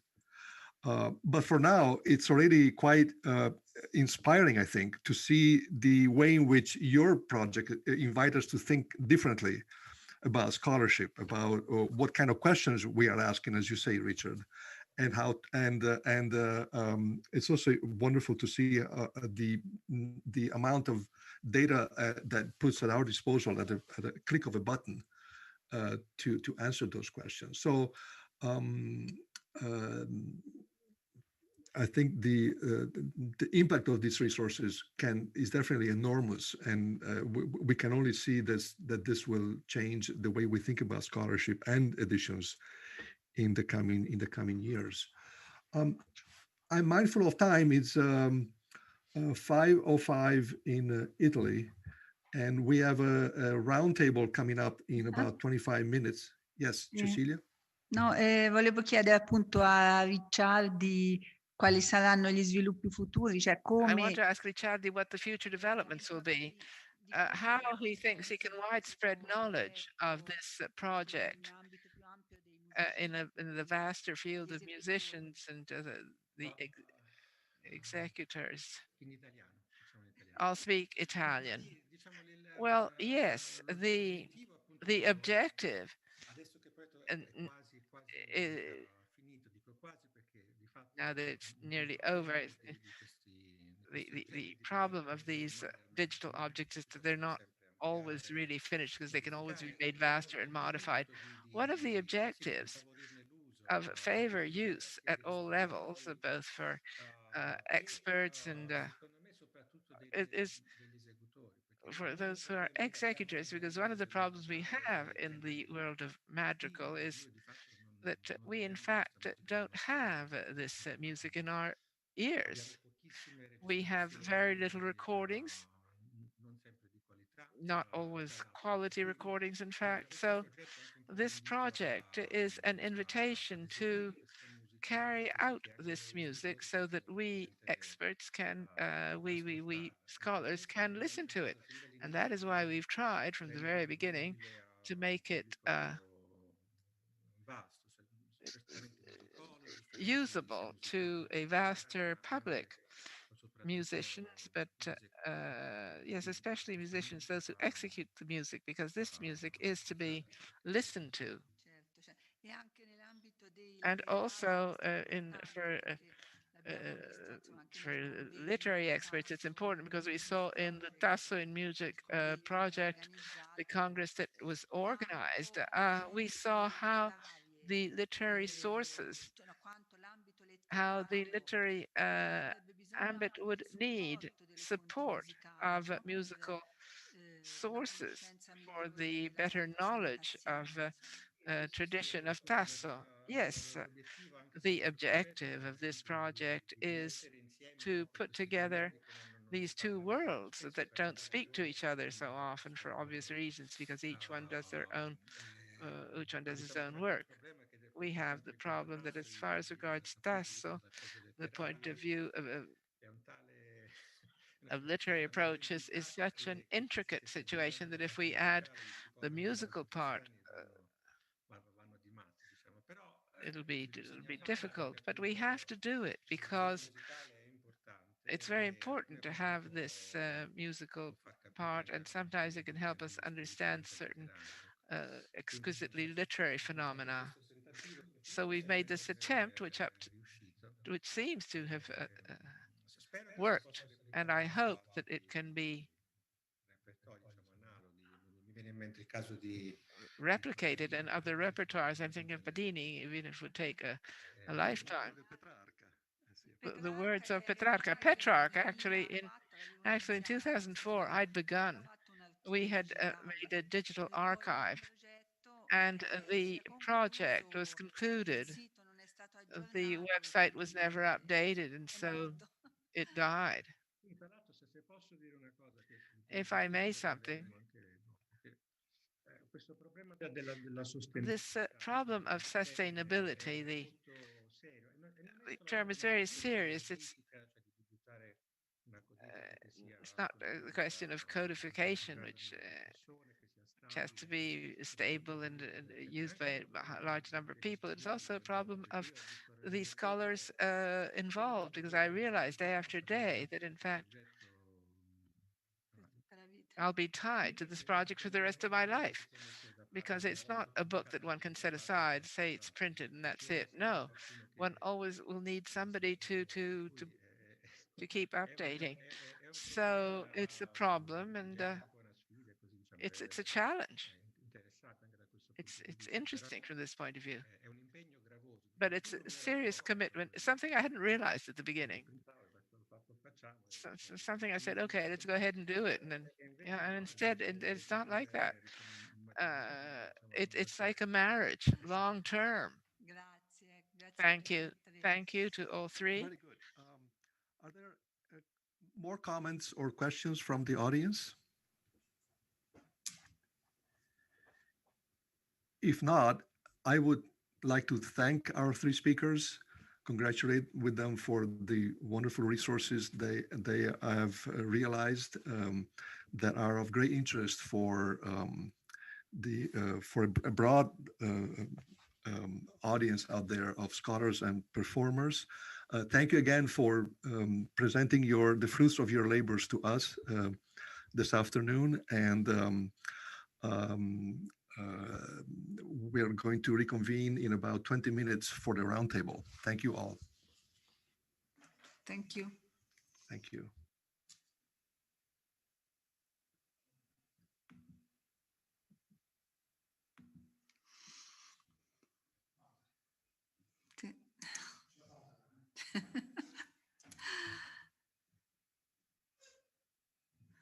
Okay.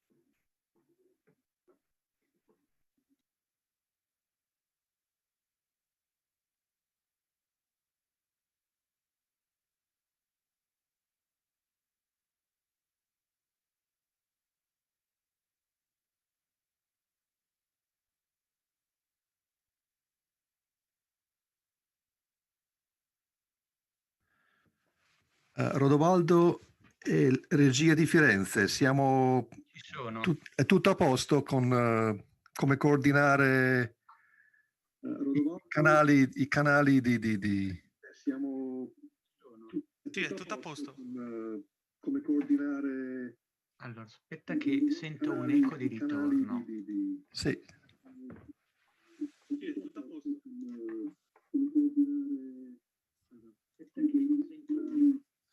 Ok. Da parte nostra è tutto a posto. Ok. Da Firenze. Quindi chiunque voglia prendere la parola può farlo Sì, facilmente. attiva il microfono e va in onda. Ok. Bene. Una domanda, rimaniamo con le telecamere attive oppure parliamo solo quando interveniamo, attacchiamo anche la telecamera? Potete rimanere con le camere attive. Ok, solo il microfono spegniamo quindi. Sì. L'importante è che il microfono sia spento, sì, sennò può esserci il ritorno.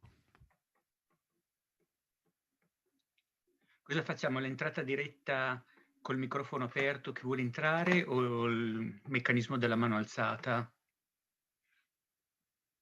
Boh, possiamo anche fare direttamente chi vuole interviene, al massimo Ma si sì, sovrappongono e... siamo adulti e vaccinati, quindi... Tanto nei consigli di dipartimento succede così, quindi Sì. ecco, che 3 intervengono contemporaneamente, per cui... Già è così brutto questo sistema. Poi, per carità, per fortuna che c'è, che almeno si riesce a fare qualcosa, però... già, già. Però...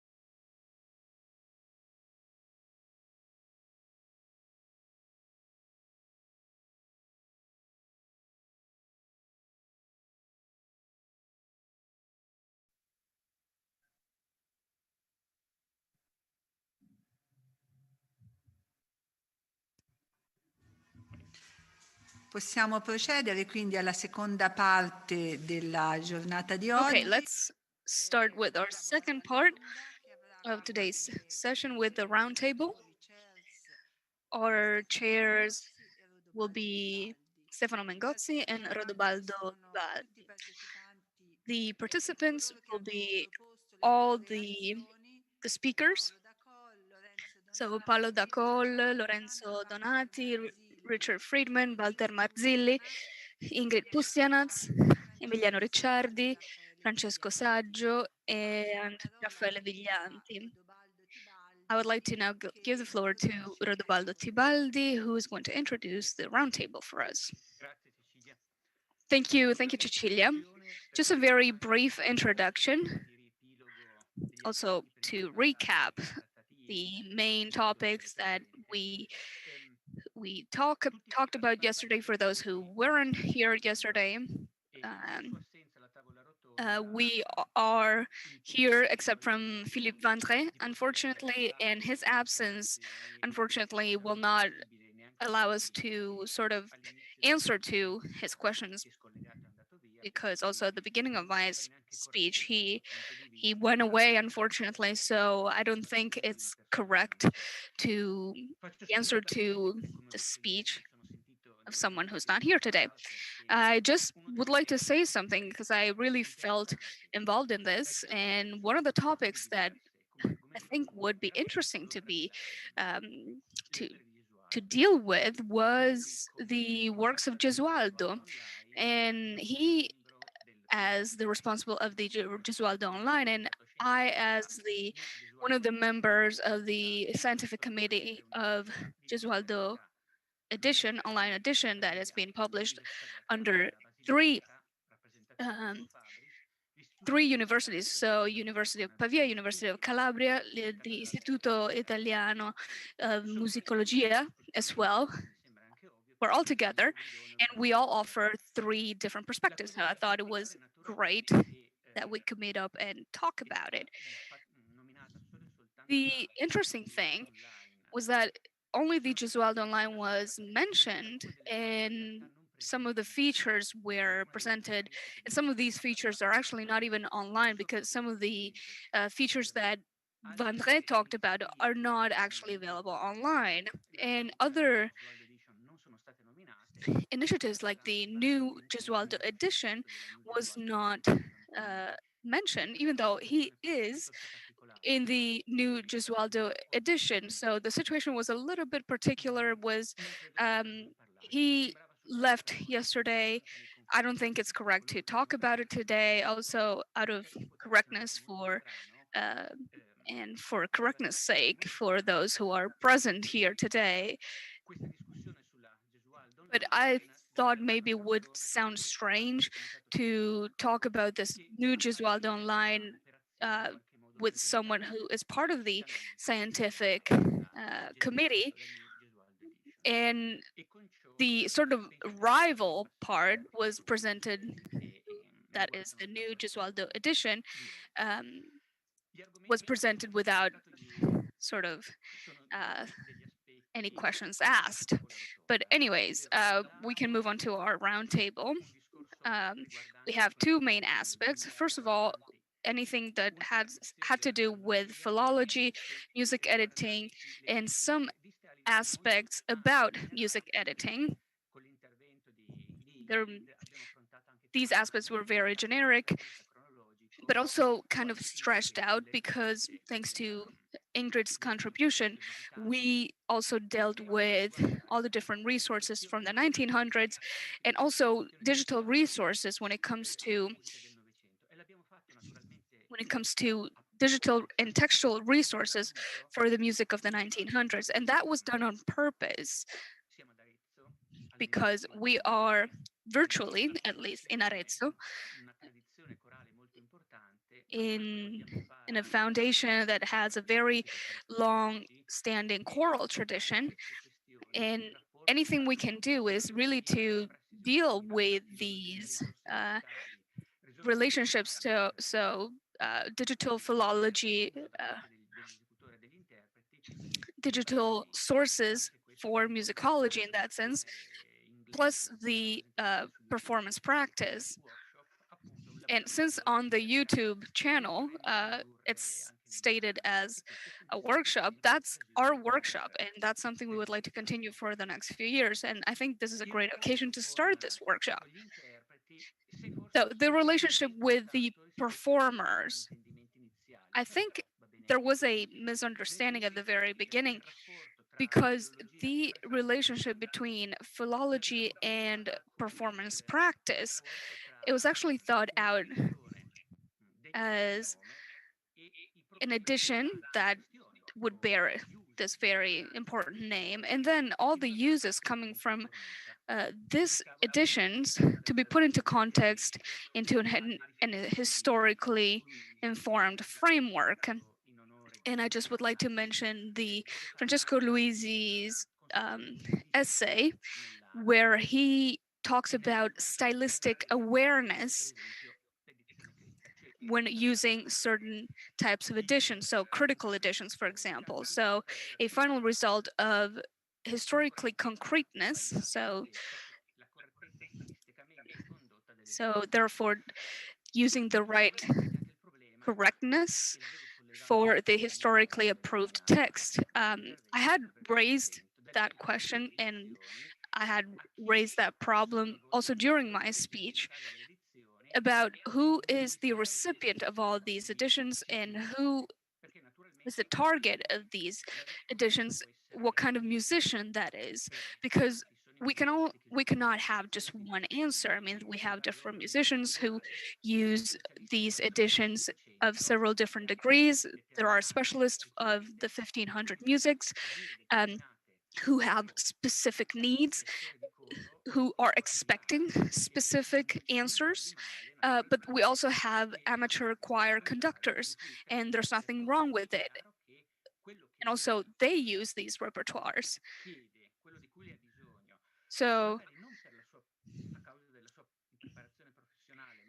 these the conductor perhaps is expecting another answer compared to the specialized philologist. So that's why we wanted to make the practical, the most of the editions practically usable, just like Lorenzo Donati has highlighted yesterday, considering also the variety of different versions that can be found online. Considering this question, though, I think we should answer to other questions as well that we can totally talk about today. I mean, I know I'm putting a lot of things on the plate in that sense. So, for example, another provocation is that the edition for practical use is most of the time transposed. And it's transposed in ways that are very far away from the original one. But the modern singer is very strictly related to the height that he reads onto the score. And sometimes this new transposition is too high for the choir that he's using. I know that this transposition is absolutely legit, but sometimes it's not adequate. So this could be one of the topics we could talk about. And if this Congress itself can help the academic, the scholar, and the musicians to increase their knowledge, my question is then, what kind of musicians are we targeting? The topic we started talking about yesterday about the practical use of the music of the 1900s was also underlined under several different aspects when it comes to the new Gesualdo online. And these aspects have been highlighted in today's presentations as well. So as far as I'm concerned, I just would like to now give the floor to Stefano Mengozzi to sort of complete my introduction, my very brief introduction to this roundtable, and we thought it was a lot easier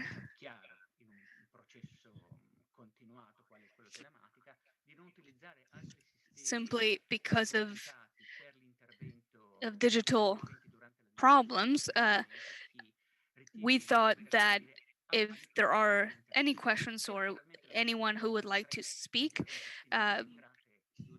he or she can just open the microphone and start speaking. I know that some voices might overlap, but then we will solve it live, basically. So I know this is not my role, but off to Stefano Mangozzi. Thank you, Rodobaldo. Unfortunately, I wasn't able to listen to the Congress yesterday. So I just would like to. Unfortunately I cannot draw the complete conclusions of what it was talked about between today and yesterday, but I totally agree with Rodobaldo. Who are we targeting? So what musicians are we targeting, and why do we do these editions for? This is a very valid question. We're also facing the situation for, well, I live in the United States I've been living in the United States for a while, but in Italy, I think it's a matter of arising the interest and to really stimulate the interest in the audience, because most of the speakers here are interested in this, and I think it's a matter of working in a very specific direction. And I'm not saying anything new, because right now we have extraordinary resources, just like we saw in this morning's session, and these resources allow for the performance and the digital world to meet halfway, basically. And I think the problem still lays in trying to increase the number of people interested in the audience. So I know I'm saying really trivial things, but the new generations are the key.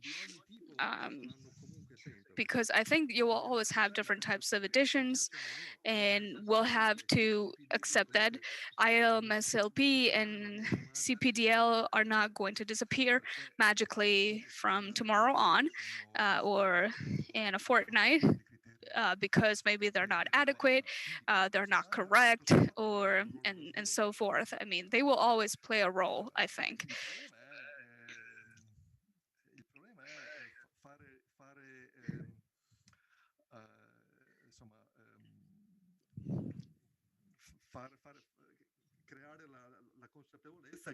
The problem, though, is just raising awareness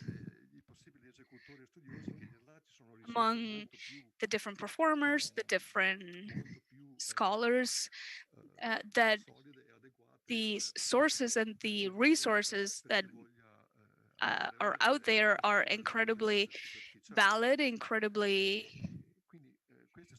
reliable. So these are just parts of my comments. Just these are just some thoughts, and I just would like to now open the debate. So if you have any questions. One thing, Stefan, I totally forgot to say, because for you is morning, but here it's almost 6, but it's basically dark. And in Paolo Dacol's speech, who talked about the chiavette clefs in the Venetian repertoire, he talked about a very interesting thing that is mainly about edition. I talked a little bit about before, and he observed it from another point of view. So whenever we have sort of problematic situations, so in in scores that have been edited with high clefs or clefs that are not considered vocal in the vocal field. The question is, do these versions have to be transposed, or can we find a mixed way? So I'm thinking about all the Magnificat or the Jerusalem of Monteverdi and so forth. And I was actually thinking about it this morning. It actually poses another question, because if we start from the assumption that the theory tells us, so theorists of music manuals and those who are not practical of music practice, the only transposition we mean is just the fourth and the fifth, because that's the only ones we have available. But also Patrizio Barbieri reminded us that a transposition could be also to the third with an automatic change in clefs, and this would automatically bring a Roman motet of the 1600s to be transposed with all the flats and the sharps of the case. And I think it's a very interesting case. Yeah, it's interesting. I mean, if we were still in the 80s, where there are 3 people only who are doing the editions of Monteverdi, we would finally solve the issue. But unfortunately, we are in 2020 and everyone is working with editions and anyone can publish them. So I think that the question doesn't really make sense, unfortunately, because right now we have transposition of all kind. We have Palestrina with an major E flat, and I don't know. I don't know if it's a bad thing or a good thing. The point is should be educational. The question is to allow the public and the audience to understand what the different contradictions are and what are the uselessness of a Palestinian transcription with 5 flats on one side, and on the other side, for example, we have a very amateur choir that can use these sources and might find them incredibly useful. If the alternative is not to sing Palestrina, I think the debate is pretty open. Qualcosa. Can I say something? Posso Paolo intervenire? Dacol? Yes. Buonasera a tutti, o Well, buongiorno good a evening, seconda everybody, or del luogo good in cui ci morning, troviamo. according to where we are. Direi che il problema è un po' quel del quale un po' riferivo ieri, cioè la flessibilità che avevano gli antichi rispetto alla nostra rigidità, no? Per cui la varietà di diapason, la varietà di risorse da una sede ad un'altra. Noi abbiamo bisogno di standard, questo è un po' il nostro problema, e quindi di riferimenti molto chiari, molto precisi, per gli antichi, come è stato molto bene poi esposto anche da Walter ieri nella sua relazione.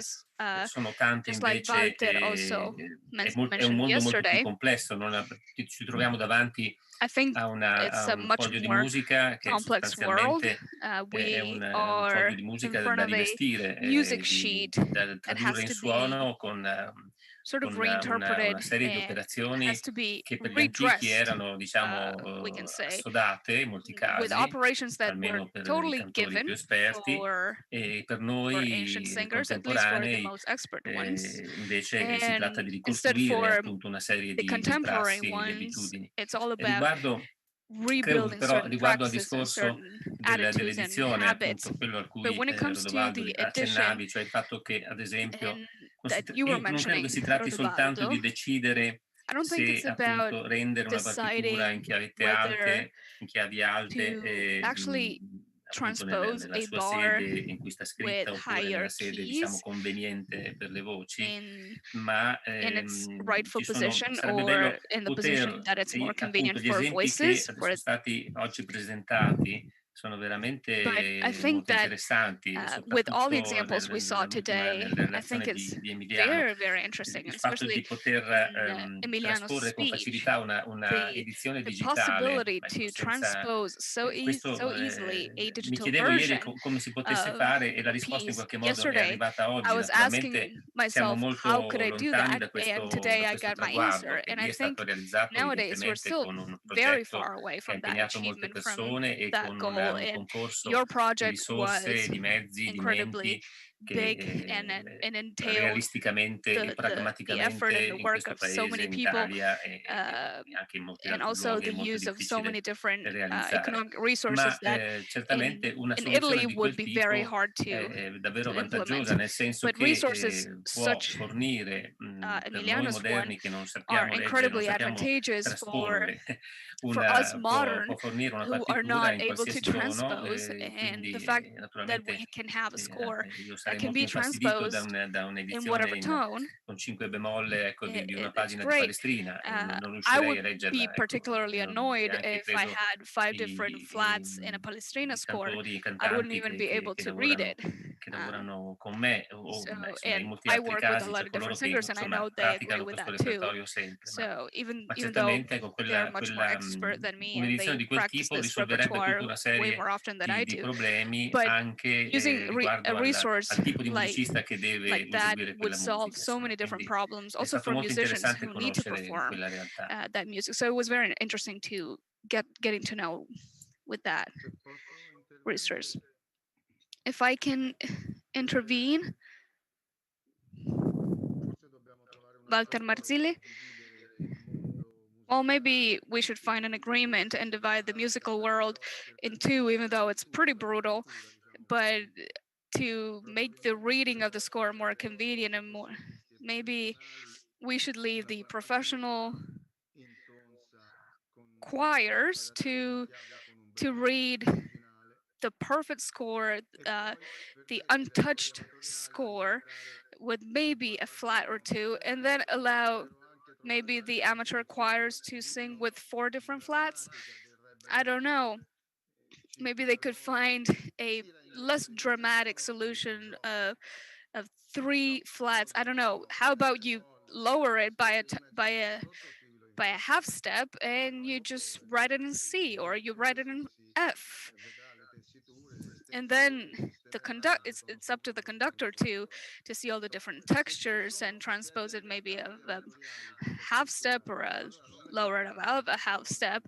So if these scores are targeting amateur choirs, why are we putting 5 different flats? Well, but it could be useful for the performer, because the choir can totally sing without any sharps or any flats. But maybe for the musician, it would be useful to have the transposed version of a mid-tone or of a semitone, or a higher and lower. Well, you know that there used to be organs with the automatic transposition. Just below C there was an F, so it was very easy to transpose. Right now we don't have them anymore, so it's a little harder. But I mean, Palestrina doesn't need any musical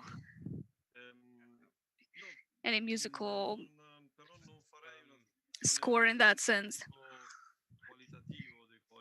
If I can join what Walter was saying, because I had the opportunity to work with several different choirs, both amateur but also professionals. And to be honest, I had more difficult in working with original parts with professionals than with amateurs, because in the professional world, unless it's a choir that's specialized in this type of music, that could be the ensemble of Paolo da Col, the professional singer, I'm not talking the opera singer, even the singer who just studied music as a whole, when he's given a score, this is secret service, you see an F but you should sing in C, the singer goes nuts because, and with amateurs, sometimes it's even better because they learn it by heart.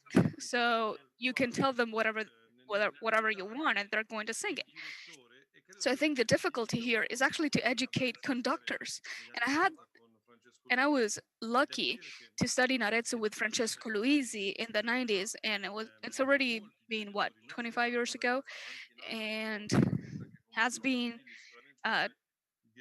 many years also with Waldemar Zilli, that we had scholars who have studied musicology a lot and have been collaborating with conductors a lot. And I think we started educating them to be more aware of what the ancient signs meant, and all the secrets linked to those signs. And so also the reading of ancient manuscripts and ancient prints, at least in Europe, uh, because if we move away from Europe, so for example, in many choirs from Asia, I know that there are still many difficulties related to that, but I've seen uh, those who organize concerts from European choirs, and they use these types of scores. I've seen big improvements, and most of them, for example, use digital scores. Most of them are correct, and I would say that a lot of this digital material is actually very well made. As we were talking about yesterday, um, the risk here lies in what is presented and how. So to make sure that at least it has a good critical version, and a critical edition, and because sometimes from internet we find versions that very stealthy, have been copied here and there, from one file to the other, and this leads to a lot of confusion. It's true that most of the times we have really good quality materials. So I think the difficulty nowadays is to really educate the performer through the conductor, and the singer through the conductors, to choose the right thing. Um, I I speak to my students a lot about when we exactly like when we speak about food, for example. I mean, when you go to the supermarket, it's hard to choose between so many different types of Parmesan cheese or similar types of food. You can choose well if you are educated about it, or you've studied these things. Obviously, here I'm talking to experts, and musicologists, and not just that. I think it's important to teach our students and to teach the conductors and the experts about what's genuine. And sorry if for someone it's already lunchtime, maybe that you feel already a little bit hungry. Well, in the US, we don't have a lot of types of Parmesan cheese to choose from. I mean, in Wisconsin, Iowa, they can forget about it. No, but besides the transposition, uh, there's also the issue of reading from the score or from the different separate parts. And I think that's a very important difference, because if you stimulate the singer to sing only that part, then you kind of encourage him to actively hear, and to force that singer to notice all the differences. Yes, by the way, I had this experience when I was studying in Rome in the 70s. And I remember we were given the separate parts to sing the polyphony. And I still remember this burning desire of wanting to know what was happening around me. And maybe I had my small part by Palestrina, which was splendid, absolutely beautiful. Um, and also the fact that I was supposed to enter after a couple of pauses, and I was a little bit puzzled because I didn't know what the others would do before me, unless you have absolute hearing, even though in singing for choirs, absolute pitch or absolute hearing is not necessary. Um, but I really wanted to know what the bass would do, what the altos would do, and it's still troubling me. I'm still not sleeping at night. Whereas now with the entire score, it's easy. It's an historical false, unfortunately. I mean, the so-called librone uh, was not made like that. I really don't know how, as we talked yesterday, to to rehearse till a certain point, like the choirs in the past, to rehearse at one point and then start from that point without getting lost. Oh yeah, about what Mengozzi said, I think it's actually very the hearing part is very interesting. Like asking ourselves how musicians back then used to hear and used to listen to these pieces, because I think to us it would be extraordinary. Besides the new parts, the new edited part, I think it would mean that we could really study how they used to listen to these pieces and what kind of approach they had, because to sing in that way, I think the singers had a totally different responsibility, and it was more nowadays it's more related to the visible aspect more than the hearing aspect. So I think we would also understand the sense of limitation better, starting from the sense of listening. So it would be interesting to investigate this, and I try to do this exercise with my students in Trento, and we always stop at the second line of the staff because we just cannot continue. But it's a very interesting exercise. Well, the orchestra players, like they play like that. Uh, the hornet player doesn't have the violin part, so I think it's more a mindset.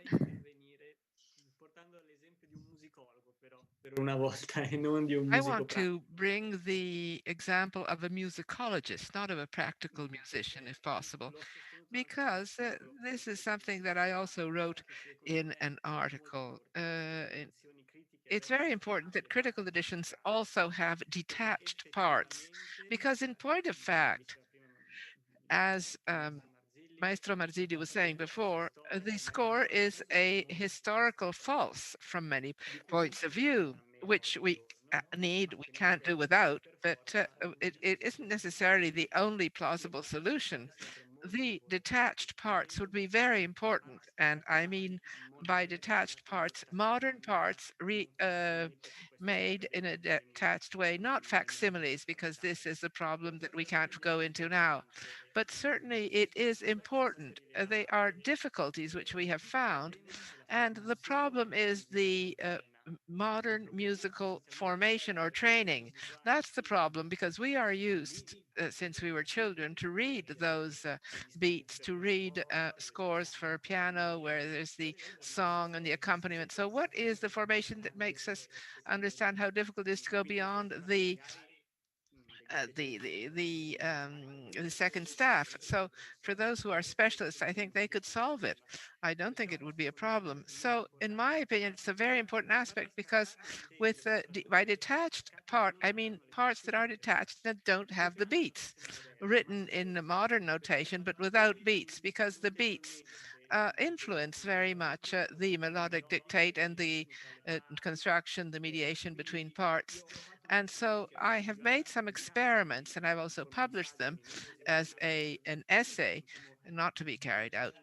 And so this is a stone I'm throwing in the lake, in the pond. The detached parts are really very important, and I think this brings me to say something else. We talked about amateur choirs, which certainly are important in the musical panorama, but when an editor or a philologist builds a critical edition, he can't think of making a critical edition for amateur choirs because the critical edition has a historical aspect of research, which is purely musicological, and then there is an aspect. So in neither of the two aspects can be ignored. And it's very important that both these aspects be considered in an equal way. I've been doubly fortunate because I was a bit younger and I had the possibility of singing. I was able to sing in these critical editions. I was able to sing them under under Ingrid, who was my director at the time, and it was very important for me to experiment directly a critical edition, and this also in other cases. I go back to what we said yesterday in the various. When I was singing with Ingrid, very often we could compare notes. She is a practical musician, me as a specialist in mensural signography, how certain pieces were to be carried out and how the transcription could keep in mind this reality. And I'm thinking of the musicians who know more about this than me, the problems that proportions provoke, the passage from proportionate to non-proportionate times. This is a great problem, and talking about it together without seeing that a practice it become more important than theory because it's a solution which works in practice might not be consistent with theory. So it's important we're here in a round table, musicians and musicologists. It's important to find a point in common, even if we each keep our specificities. And I think that it's also important to see this concept go by that a good execution passes also through a good addition. And I'm not only referring to how faithful the dictation of the text can be, because sometimes the minimum variation might not mean anything at all. But if we think of the achievement of a dactus, how is it translated in a mensura, in a mensura? This can change a lot if we think of the mensura subdivided in 4 or subdivided in 2. So the addition counts a lot also also to obtain a good execution, and that is why it's very important to find a point of connection between the different parts, different ambits, which are around ancient music. It's very important, as Ricciardo is saying, that this music be executed but also listened to, so we have a double responsibility. We have Richard Friedman who's trying to take the floor. He's been trying to take the floor for some time now, so I think we should give him the floor. Richard, you have the floor. Well, ecco, okay. I'm sorry. I've said quite a bit today already. I guess thank you. Are you able to hear me? Yes. Okay. Anyone else who is not speaking, please mute yourself. So the one thing I would say is I think there's an ethical dimension here that we need to consider in two senses. One is that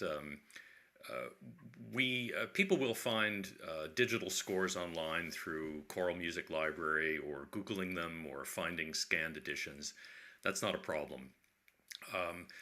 We need to, I think, use the power of these encoded editions to cultivate a sense in people of the work that goes into producing them. In other words, that we can think about people becoming aware of choices that are made, editorial interventions, how texts are formed, and that there need not be a divergence between, on one hand, a scholarly edition and a practical edition. As Emiliano has shown us, digital editions can be transposed. We can remove or add. We can show or hide editorial interventions. And so I think the image of there being two sets of editions is one that we don't need to pursue. And the reason I think that there's an ethical dimension to this is that resources are not what they were.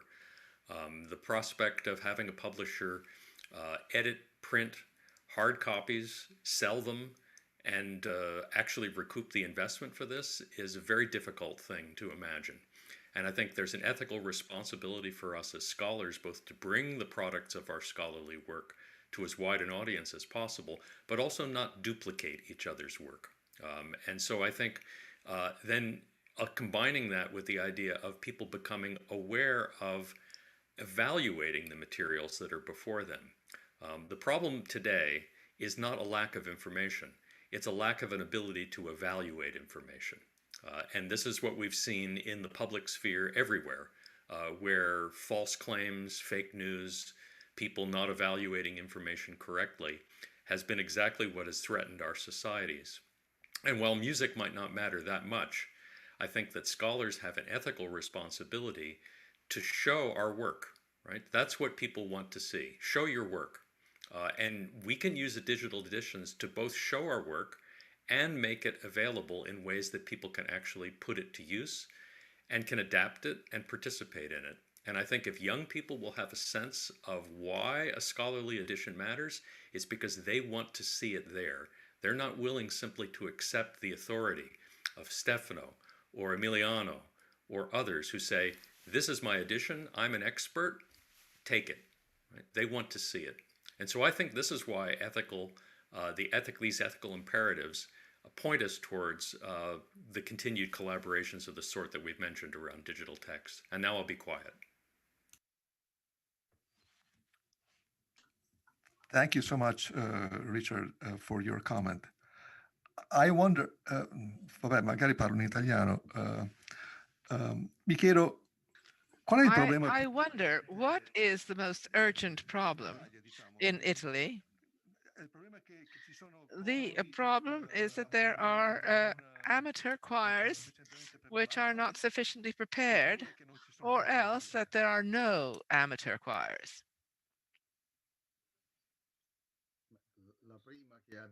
Well, the first thing you said, Professor Mengozzi, there are amateur choirs which are not prepared. But I must say that the team of directors is maturing greatly in these recent years, and maybe Lorenzo could speak better than I can as director of the School of Arezzo. And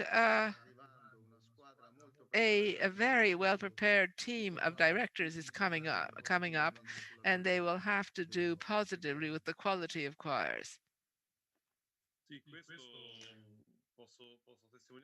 Yes, I can say that in the last 20, 25 years, the situation has changed. I don't think that before this wasn't happening, because as Walter was saying, we were studying these subjects, but ever more we have assessed in schools, in the conservatory and at the schools for the director of the School of Arezzo. Studies went on. Of course, they're not the same studies at such profound levels, which can help these musicians to discern between the different conditions, but they all study the possibility of transcriptions and interpreting signs. Let's say that on certain aspects, the music, the proportions, the comparison, collation of sources, I'm sorry, the sound is going.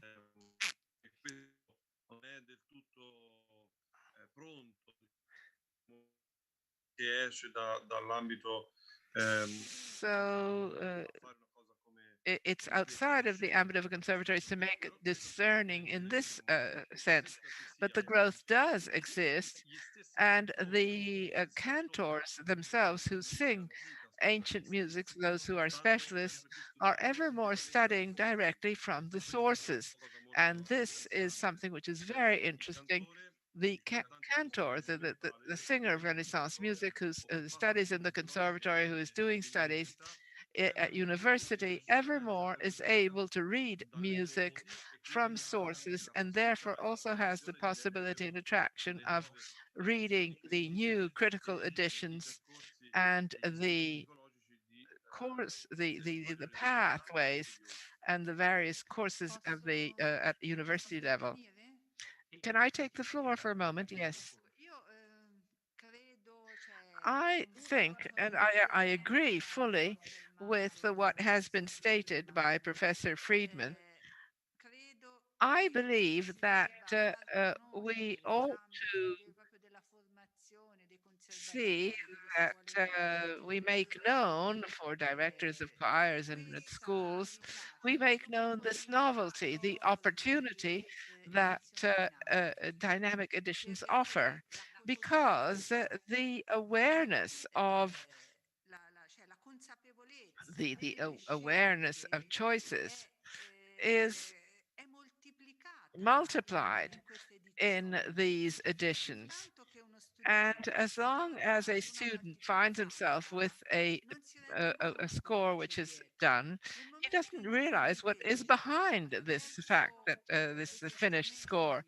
But once through the digital instruments and through these new projects, he can understand that at that moment we have a number of variables, a number of variations, a number of possibilities of achieving the music, the musica fitta.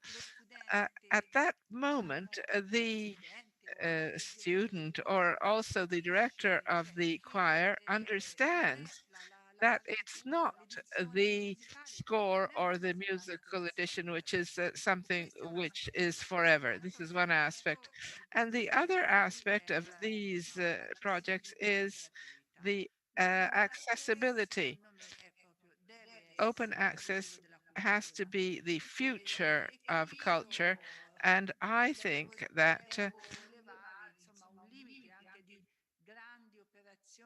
we see that there are many critical editions, like the new Gesualdo edition. The limit is because of the fact that it's very costly. The price is very high. And here I involve Tibaldi. Who can afford to buy an edition of this type? I think it's 400 euros, over 400 euros, a volume of the new Gesualdo edition. Or else do we then favor photocopies and pirate photocopies from libraries? This is another problem, which is solved by projects like Tasse Musica, which freely put at disposal of others music in ancient editions. Well, if I were a president of Albert Writer, I could give you a response. Since I'm not, however, and I'm sorry not to be so, because probably this evening I would be on holiday instead of being in front of my monitor, like my referent who of be a writer who left the other day and is coming back January 11th. But it is a big problem, and especially today with the ever greater necessity to defend at all costs the cultural, um, what is cultural. So this, which you say, is a relevant problem. Um, it could have to do with at a level of price, not use, for the new edition of the works by Palestrina, because the prices were anyhow sufficiently high, not as high as those of a writer, but there's a whole different order of things, which of course we can't give an answer to, and we should look at this. But there is a basic problem which Richard Friedman has talked about, which is the fact that it is important to see the basic preparation. We have to teach how to use certain instruments because the instruments can't be used critically because nothing gives a priori guarantee. Uh, there is no guarantee if there is an online edition, just like there is no a priori guarantee in a critical a printed paper edition, traditional edition.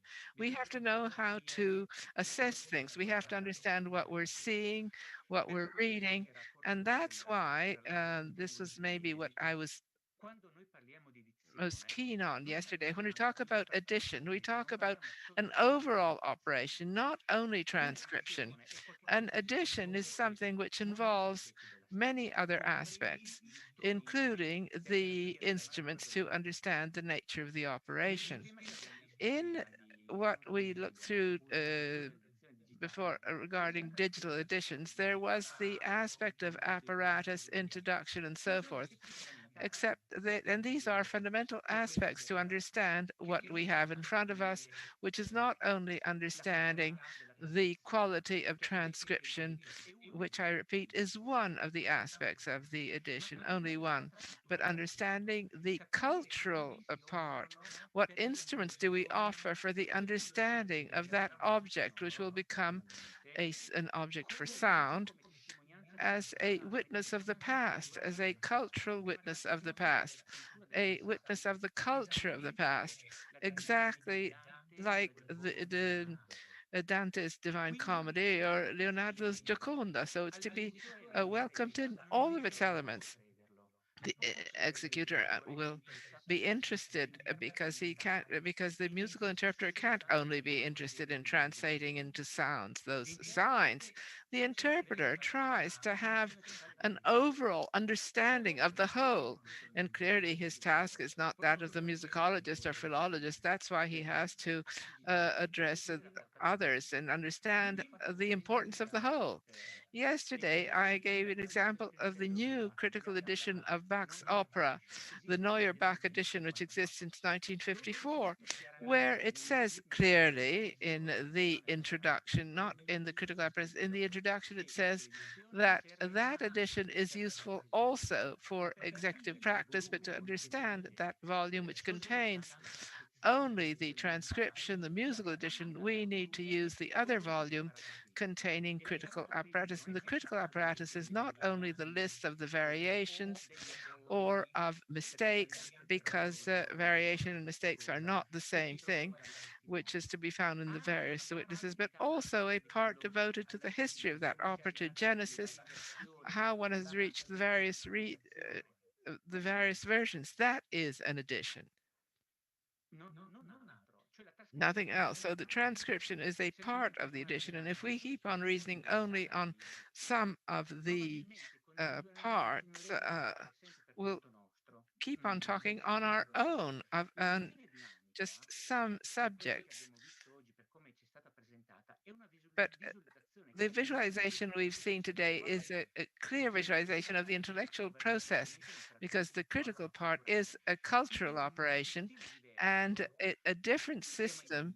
We're only at the beginning, and so we need to reflect upon different things. We have to re-intervene. This is the good thing about the use of informatic resources, so we can constantly make an intervention. So certain aspects will have to be looked into. Again, from my point of view, I belong to the category of traditional musicologists who, as I was saying before, deals with these new possibilities. So I try to understand what is to come next. But the dynamic edition, as far as I've seen it, as it's been presented today, and as I've seen in certain projects of an international nature, is this visualization of an intellectual process, which can be seen in itinerary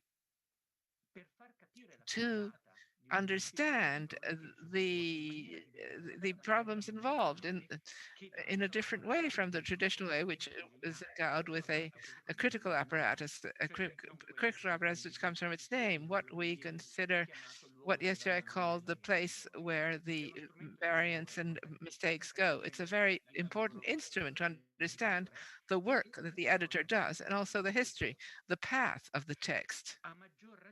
And that is why it can become even more of a problem if we look at the situation. And here I look at certain other aspects that Marzilli went into before regarding the specialists who need a clean score without any type of intervention of uh, thick music. It depends on the period. If I have to do with the polyphonia of the 1400s, of the early 1400s, I'll have other problems. So I can't have only that situation from the graphic point of view presents problems.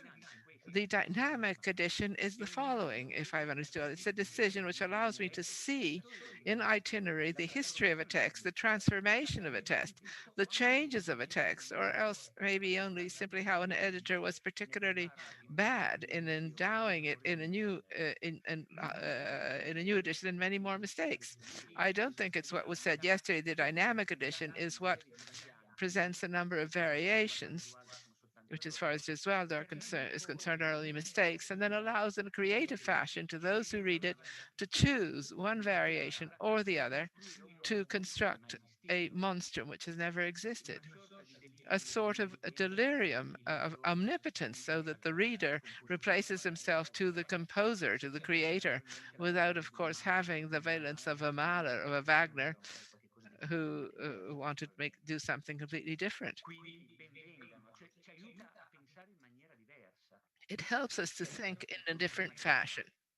Of course, the problem of fruition of the cultural wealth is an authentic problem, and there's no doubt about. Can I say a few words at this point? I have some comments to make. Um, we said a lot of things on different levels, and I want to try and organize my thoughts, starting from my experience as a director of a choir. That's a job I've been doing for 15 years. I was part a bit, as Lorenzo and Walter knows, we've done things together. Also in the training of directors with UCID, with Feniarco. So there is I was militant in instruction and education at different levels, because actually we had to do with choirs and parish churches where the director was maybe an organist who suddenly became a director, down to very refined projects with an historical awareness of very high level. And it is right that it be so. I think that this is something we should never forget. Like Stefano was saying, reality is this, and it would be wrong to imagine that one could expect an approach, a different approach at all levels, at the same level from all of these different realities. Having said that, there is a second issue that you've all raised, and it's a matter of education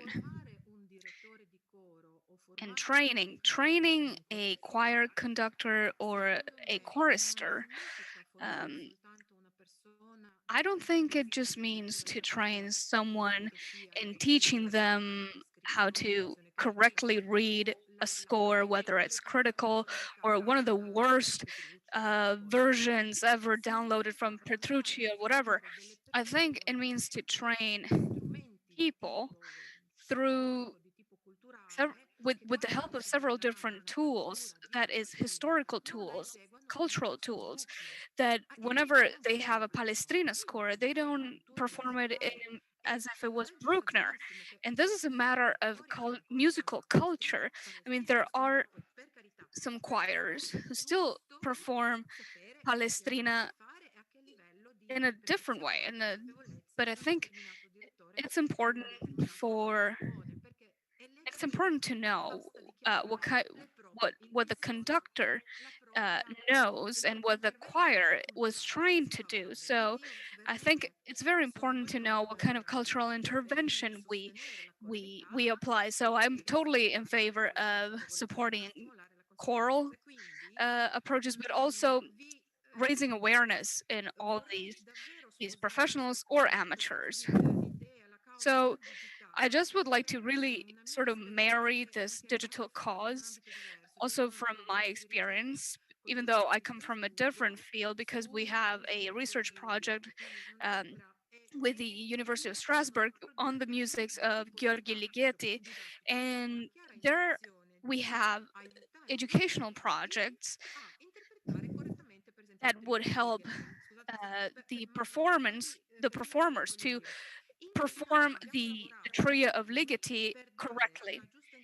So we worked in a team in that sense to give a correct interpretation of the score and put it in the right cultural context. Therefore, also adding some videos, for example, performers who have worked with the author as well. So helping everyone who will take a look at such a multimedia project to be able to acquire, thanks to all the different resources, a both a philological awareness in terms of gestures and vocality and so forth, but also in terms of performance. And just like Richard was saying before, I think the role of the conductor is incredibly important and really makes us aware of our choices and how complex these choices could be. And but I think that anyone who wants to make that choice should have the right tools to then make that choice in a socially and a culturally informed way. So I think that we have this responsibility, and also the digital world has this responsibility to create projects and to create these sort of cultural products in inverted commas that are totally complete. So they have a 360 degrees completeness. So just like all the materials that we as musicologists have access to. I'm sorry if I spoke for a long time, but I totally agree with you.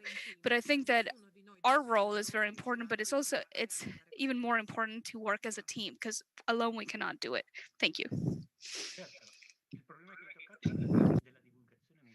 Yeah, exactly.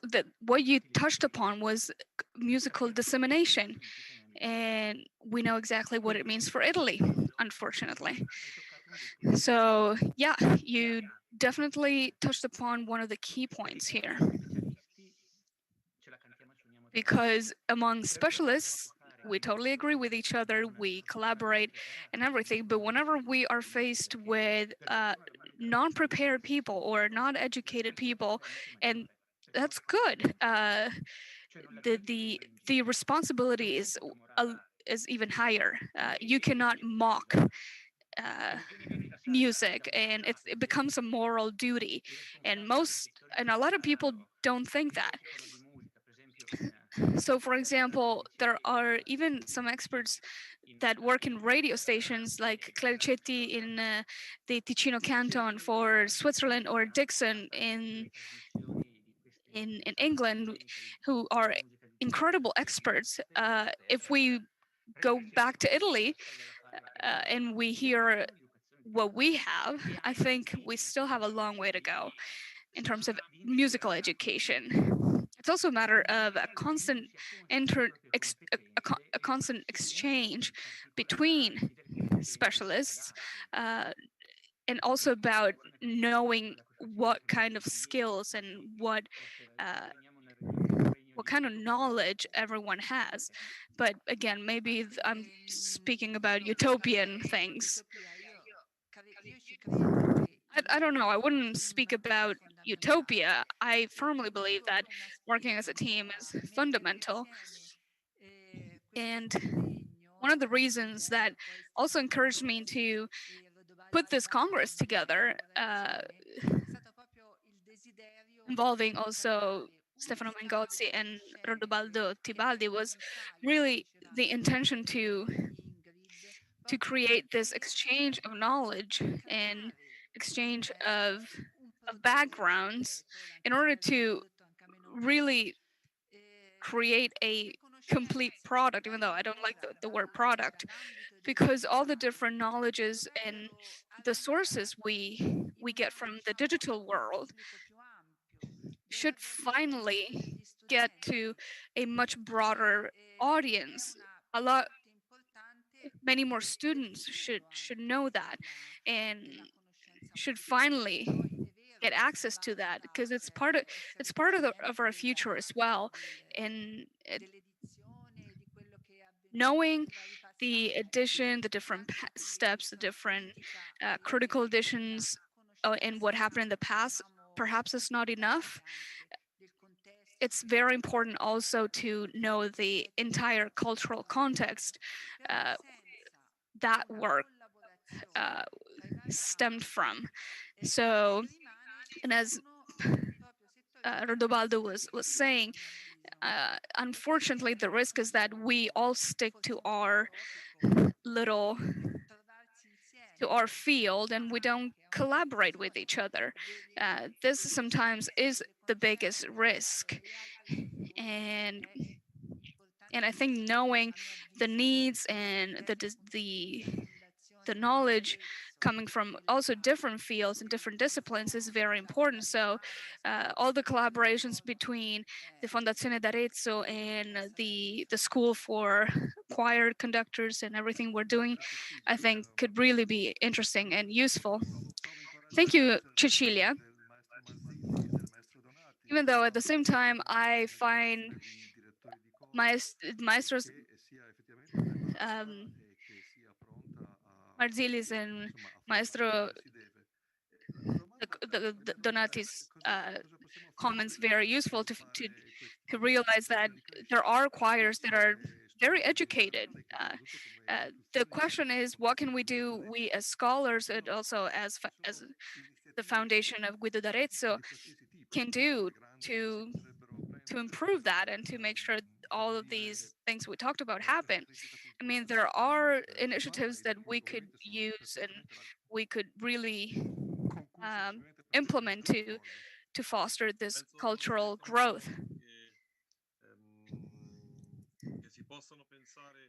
Stefano, I think that we could have several different initiatives, just like Professor Robaldo Tibaldi said, in terms of dissemination and in terms of spreading out these studies and all these materials to those who are interested.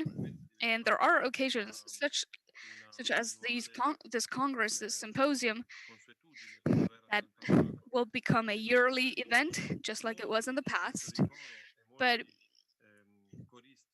there are a lot of choir conductors and choristers from both from the professional world and the amateur world who come together. So, for example, one is the international contest Guido d'Arezzo that has been running for 68 years.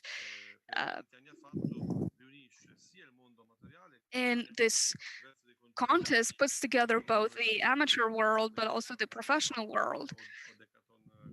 So Odecaton, for example, has participated together with other professional groups, together with a studies pathway, studies curriculum that brings together 30 different scholars and together with students all together once a year to study all these things. I think that we should really support the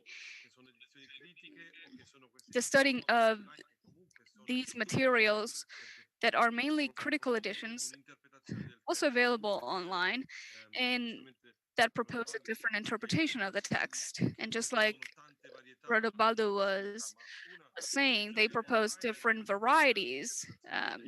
It's true. But an online text could have different interpretations from the musicologist's point of view, from the several musicologists' points of view. And I think it's important. I think it's important for the musicologists to not just to feel and discover the sound in the so-called economic sound of of these texts, and I'm not just talking about money, I'm talking about the fact that they should understand that maybe investing a little bit of money to get a higher quality text could be beneficial for not just them, but also for the choir they are teaching to or they are conducting. So, in that sense, we have to improve our efforts because I think we need to. What we propose has to be very efficient. It doesn't have to be quick and easy. It has to be accessible. So that's why it's so important to meet and to find these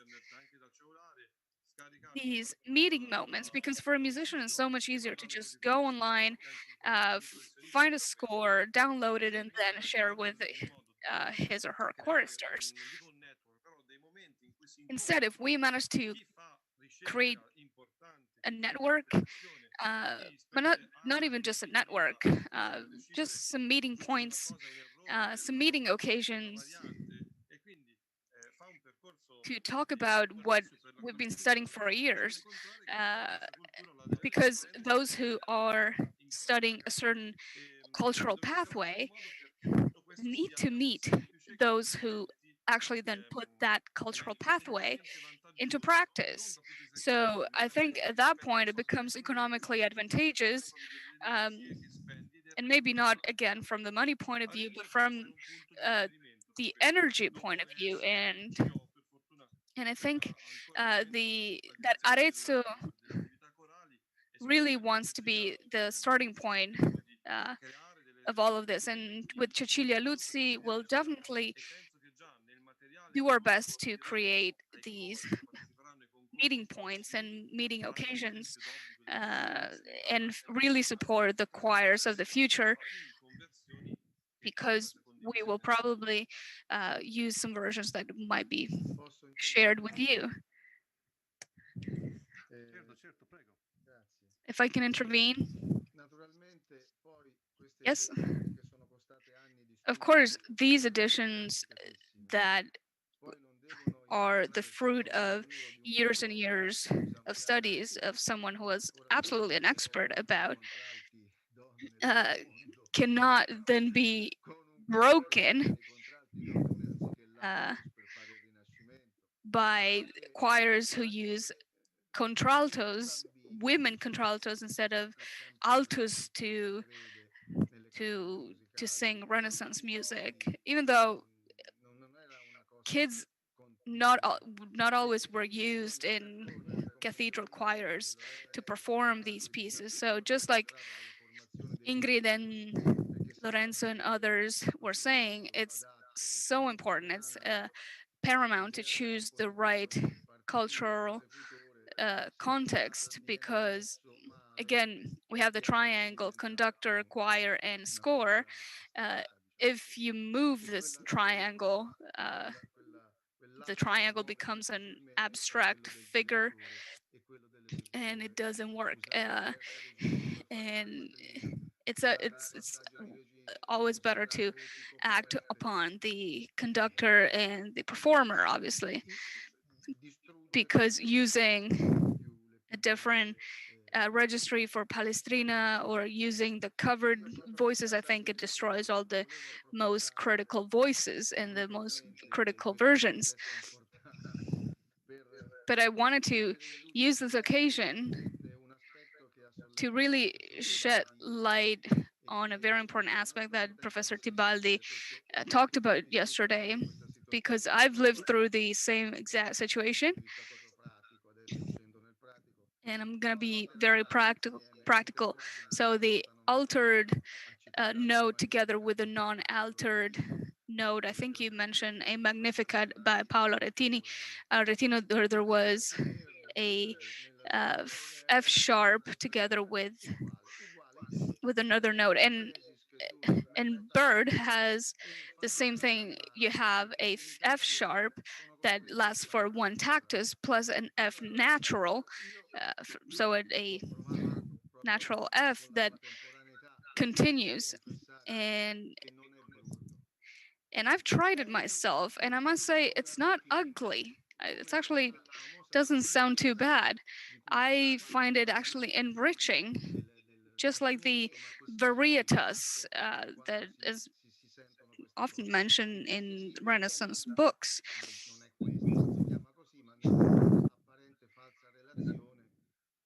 where sometimes we live in the apparent false relationship in the Picardy when we have F sharp and then a natural F afterwards. A lot of versions consider it as a false relationship between the two notes, but I think it's actually an enrichment. It's actually an added value because each voice is performing its as a chord, and together you have an a normal B and a B sharp, for example, together. I don't know if you share the same thing, but the two lines and hexachord basically create the contemporaneity of these two notes together. Yes, this is very fitting actually, because the example I showed you yesterday,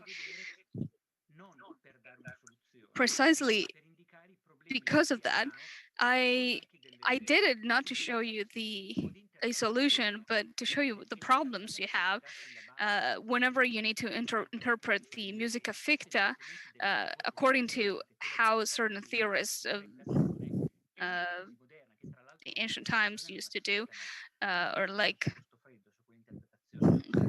um, for example, the expert, the Vacone would do, because the descending alteration with the flat would keep its meaning, whereas the ascending alteration would have to change. We have all the tradition of the polychoral and bichoral music. With on top of one choir, we have a second choir at at the major third. For example, they enter at the major third. But if I were to mention one case is Gambert.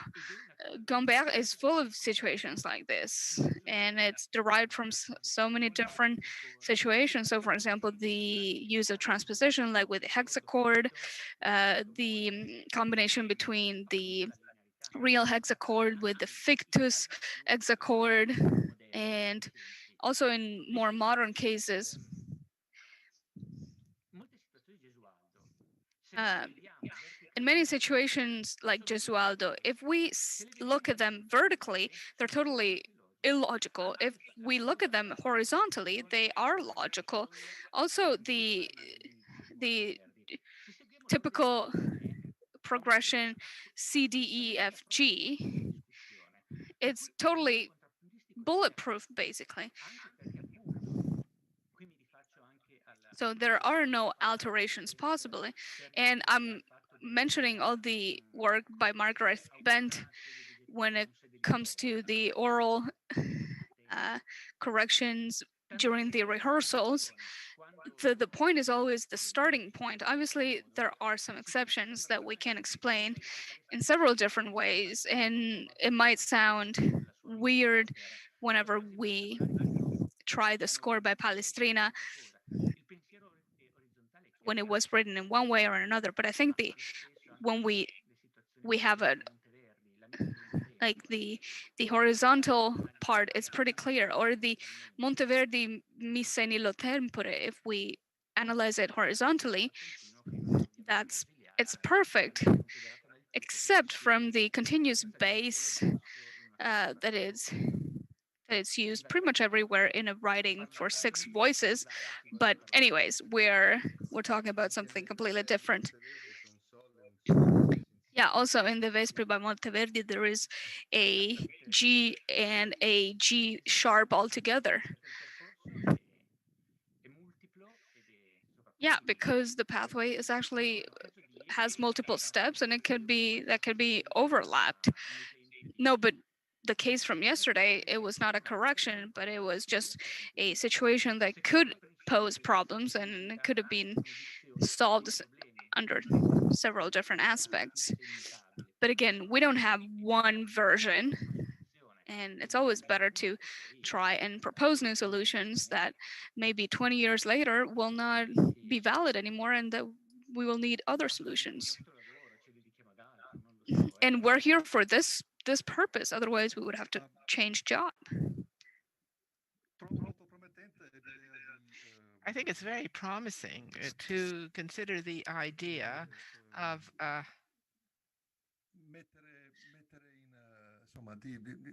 organizzare questi of organizing this activity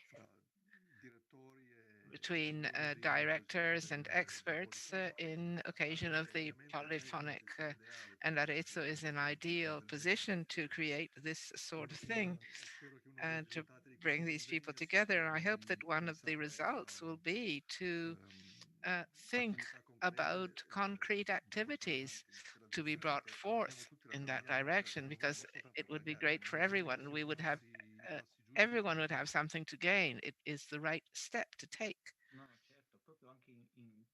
And also considering widespreading music at a higher level, it's very important, because it's the right thing is not to kid people. A workshop that illustrates it to the directors of the choirs a certain type of a problem, that correlated problems, and the various additions that could solve this problem. Something that I've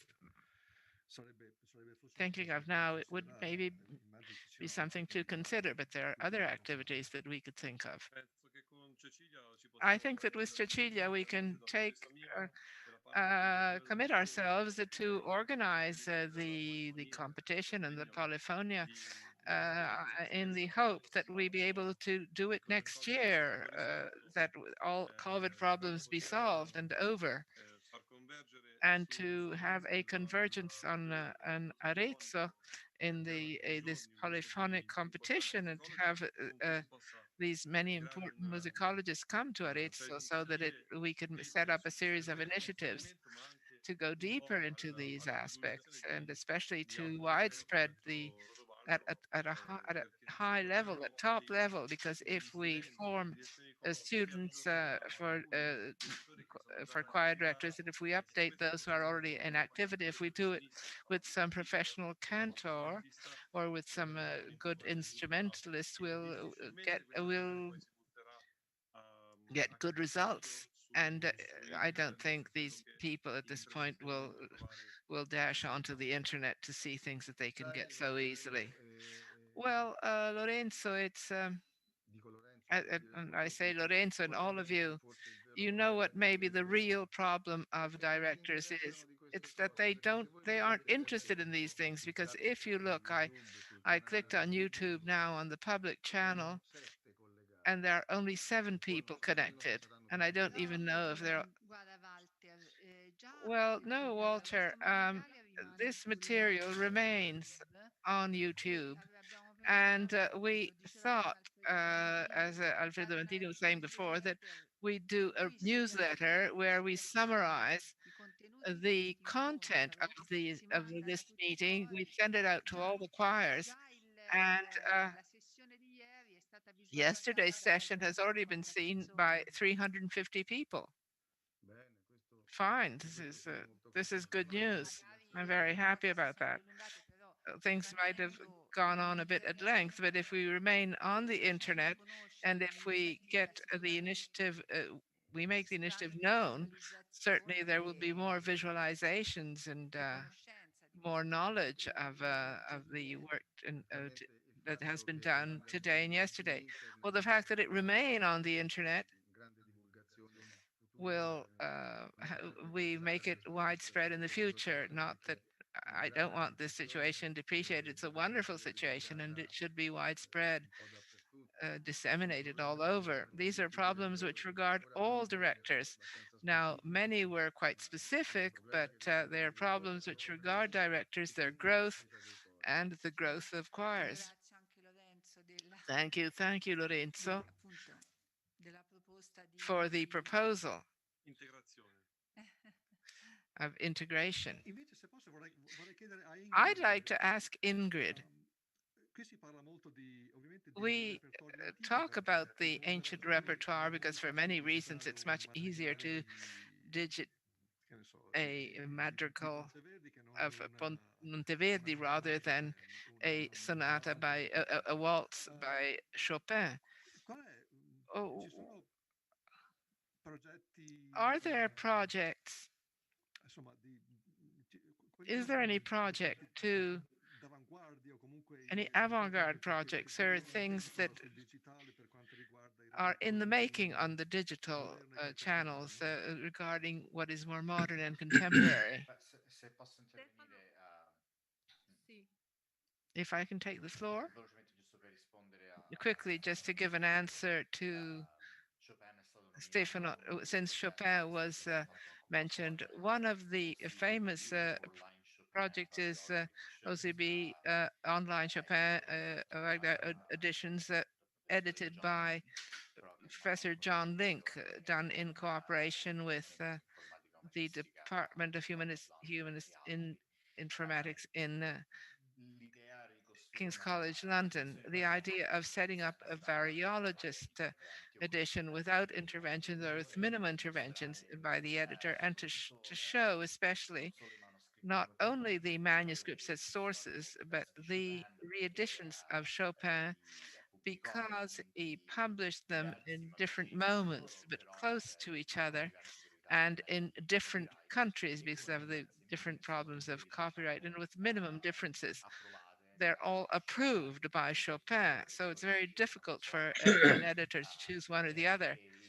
And the online version makes it possible to see these variations, these variants, and to think whether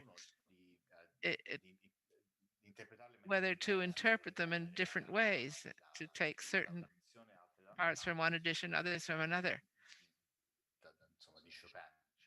They're all by Chopin. So it's a very interesting resource. And one of the differences is that it was done using images which are recomposed.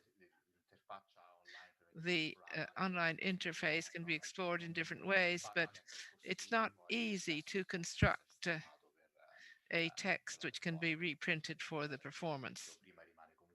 It remains, however, an instrument for preparation for students rather than something which can be used. But it's a good example to be considered.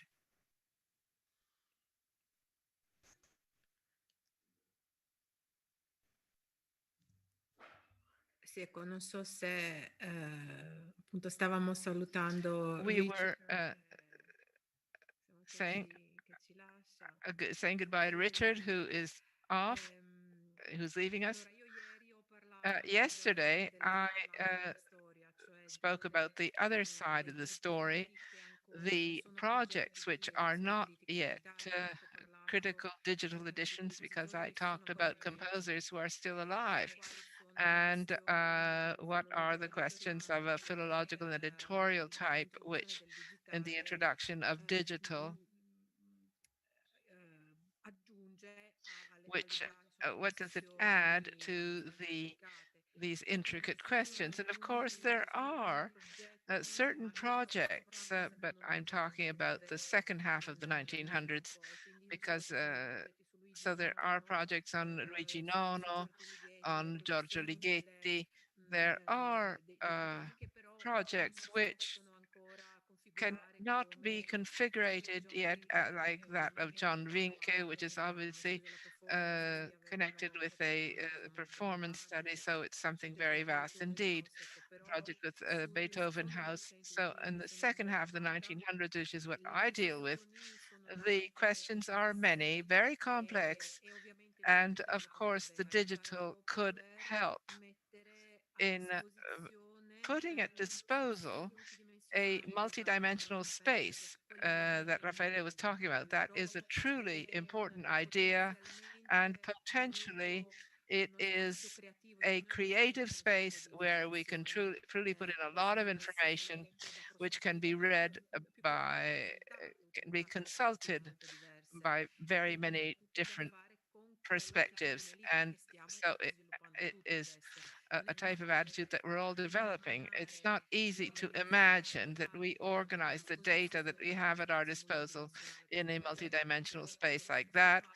I did these projects on the Ligeti, on the trio with 10 pieces, there too, from the analysis, the additions, the sketches, the different clickable editions. I think that these standards are going in this direction, and they're slightly different issues from the ones that we've dealt with. And so I don't want us to move things onto a different subject right now at the end of our session. Yes, but I was just wondering if there are aspects at a technological level which could be shared between projects of different types. The ways in which a project can learn or derive benefit from what one has learned from someone else. Well, of course, the question of encoding, for instance, is something which at this point in time is vital for everyone, because it's something I'm not much of an expert, but from what I've been able to understand,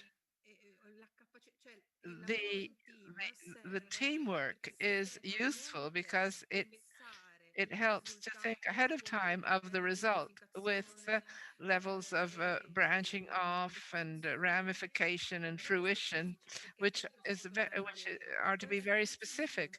And this truly is a project which can be taught, whether it be Bach or Chopin or Beethoven or Tasso, because it is at a level, at conceptual level, that we're at the very beginning. We can't even imagine a musicologist who cooperates with an informatic who's doing encoding of a certain point. He doesn't even imagine. And this actually, in the future, is something we have to learn how to share. So maybe we'll become a bit quicker, a bit C'è un faster. problema, se posso dire, nel nostro paese, There is a problem in in our Italia, country, in Italy, perché in pratica non c'è because in nessuno che si practice occupi there's di no music one who encoding, deals cioè with music a encoding livello, diciamo, tecnologico, at a appunto. technological E level. c'è un And interest group there is an interest a group livello europeo che at a ha sede a European level. Paderborn, It's based e in ci Paderborn, sono ogni tanto and sometimes delle there riunioni are appunto meetings dei convegni sul tema on appunto del music the theme encoding, of music che encoding, sappiamo, come è stato and detto we anche know, as has been said poc'anzi, just a ha while delle ago, possibilità there enormi. Ad it esempio, has so huge che si lavora sugli possibilities. For sfizi instance, I appunto know that we often di work Beethoven, with appunto per sketches trovare poi naturalmente by delle Beethoven, concordanze and tematiche, we perché find a theme l'MI permette delle concordances, because ricerche MEI allows tematiche che ad thematic esempio potrebbe research, avere degli which sviluppi could enormi have huge nell'attribuzione development in di the musiche anonime, ad esempio, ascribing of no? Con gli anonymous incipit, music, con un confronto tra incipit, with la ricerca a appunto. comparison amongst incipits. So questo perché And I in know qualche all modo abbiamo this cercato because di one way or usare another we've questo tried to music encoding use this music per un encoding catalogo for tematico a delle thematic opere di catalog Tartini a of Trieste, the works of però Tartini in il programma Trieste, si chiama but the Mermaid, problem is called che Mermaid, come è stato and sviluppato a Copenaghen, non it a was caso, developed in ma Made Copenhagen, appunto con MEI. M for E, MEI, e and naturalmente questo programma poi adesso this non program riceve più finanziamenti, la Biblioteca no Reale di longer Copenaghen non ha più receives finanziamenti, e quindi praticamente è financing morto. E from noi the abbiamo cercato di Royal sviluppare, Library of abbiamo Copenhagen. We've sviluppato questo tried to software con il supporto di develop alcuni this software with the informatici, help of some però informatics, but utilizzando gli incipit in formato di using PDF e incipits non in MEI, PDF, come not sarebbe MEI, auspicabile as it fare, would be e quindi questo darebbe best un to senso a quel do, and catalogo this would tematico. give a Se si sense to the riuscisse catalog. in If we were Italia, ecco, able a in livello Italy at accademico, an academic in level, qualche contesto, somehow or cominciare a other lavorare to su questo e begin trovare working delle on this forme di and finding collaborazione tra forms of appunto cooperation musicologi between musicologists e informatici, diciamo, and informatics on in questo this settore, potremmo sector, forse arrivare we anche could noi ai maybe risultati ai quali reach results che ci hanno appena which esposto da has just Emiliano, been appunto ci ha raccontato, presented, like the one con Emiliano un talked tipo about. di edizione digitale che ha molte possibilità, compresa appunto, si è parlato di parti staccate, anche quella di fornire automaticamente parti staccate e così limitare un po' questa nostra visione appunto verticale della polifonia e aiutarci a vederla più in direzione orizzontale, diciamo, imitativa. Comunque, insomma, questi sono altri discorsi, ma questo è diciamo la nostra grande mancanza, quindi rende davvero un'utopia in questo momento lavorare in questa direzione nel nostro paese. Altro lavoro da fare. More work to do.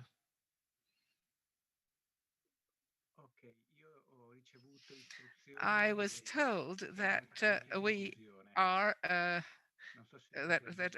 we are to close the session. We are to conclude. Have you reached any? Have you got any message in this sense? Well, it's past 7 p.m. in Italy. That we're being asked to close the session. So.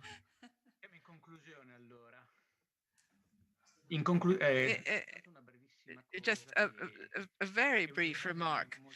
It's a theme which is very dear to me, and it's something we'll talk about in the case of Chopin is well known because I knew that website, but we'll have to be careful because a variant should not be just signaled. It must be understood, and the risk is that one mix up the different variants. Of course, every case is a case in itself because philology teaches us to reflect and not to give precise rules. It's one of the risks, in my opinion, which could take place if it falls in the hands of people who are not expert on the subject. So since we are in conclusion, I'd like to thank everyone, all of the participants in the round table. It was very lively, very stimulating, much more so than it could have been because the subjects all seem to be apparently too specialized, but instead we've touched upon many different points which yesterday seemed to go beyond the main issue, but there are many branches and we followed them, and it's very interesting to do so. So if there is an interesting branch which has not been foreseen, it's interesting to pursue it, and this is what we've tried to do thanks to the stimuli of you all. So I want to thank all of the participants, and we hope that there will be a way to repeat the operation soon in presence, of course, hoping that this situation will be solved soon because it's becoming heavier and heavier. Thank you, Rodobaldo, and thank you, Cecilia. Thank you for all the work that you did in coordinating, all the hidden work you did. Thanks to all of the participants. I want to thank Raffaele and Emiliano for the participation in the previous session, and also those who've left, and thanks again for your cooperation. Thank you. Grazie a tutti. Grazie a tutti. Arrivederci. Grazie.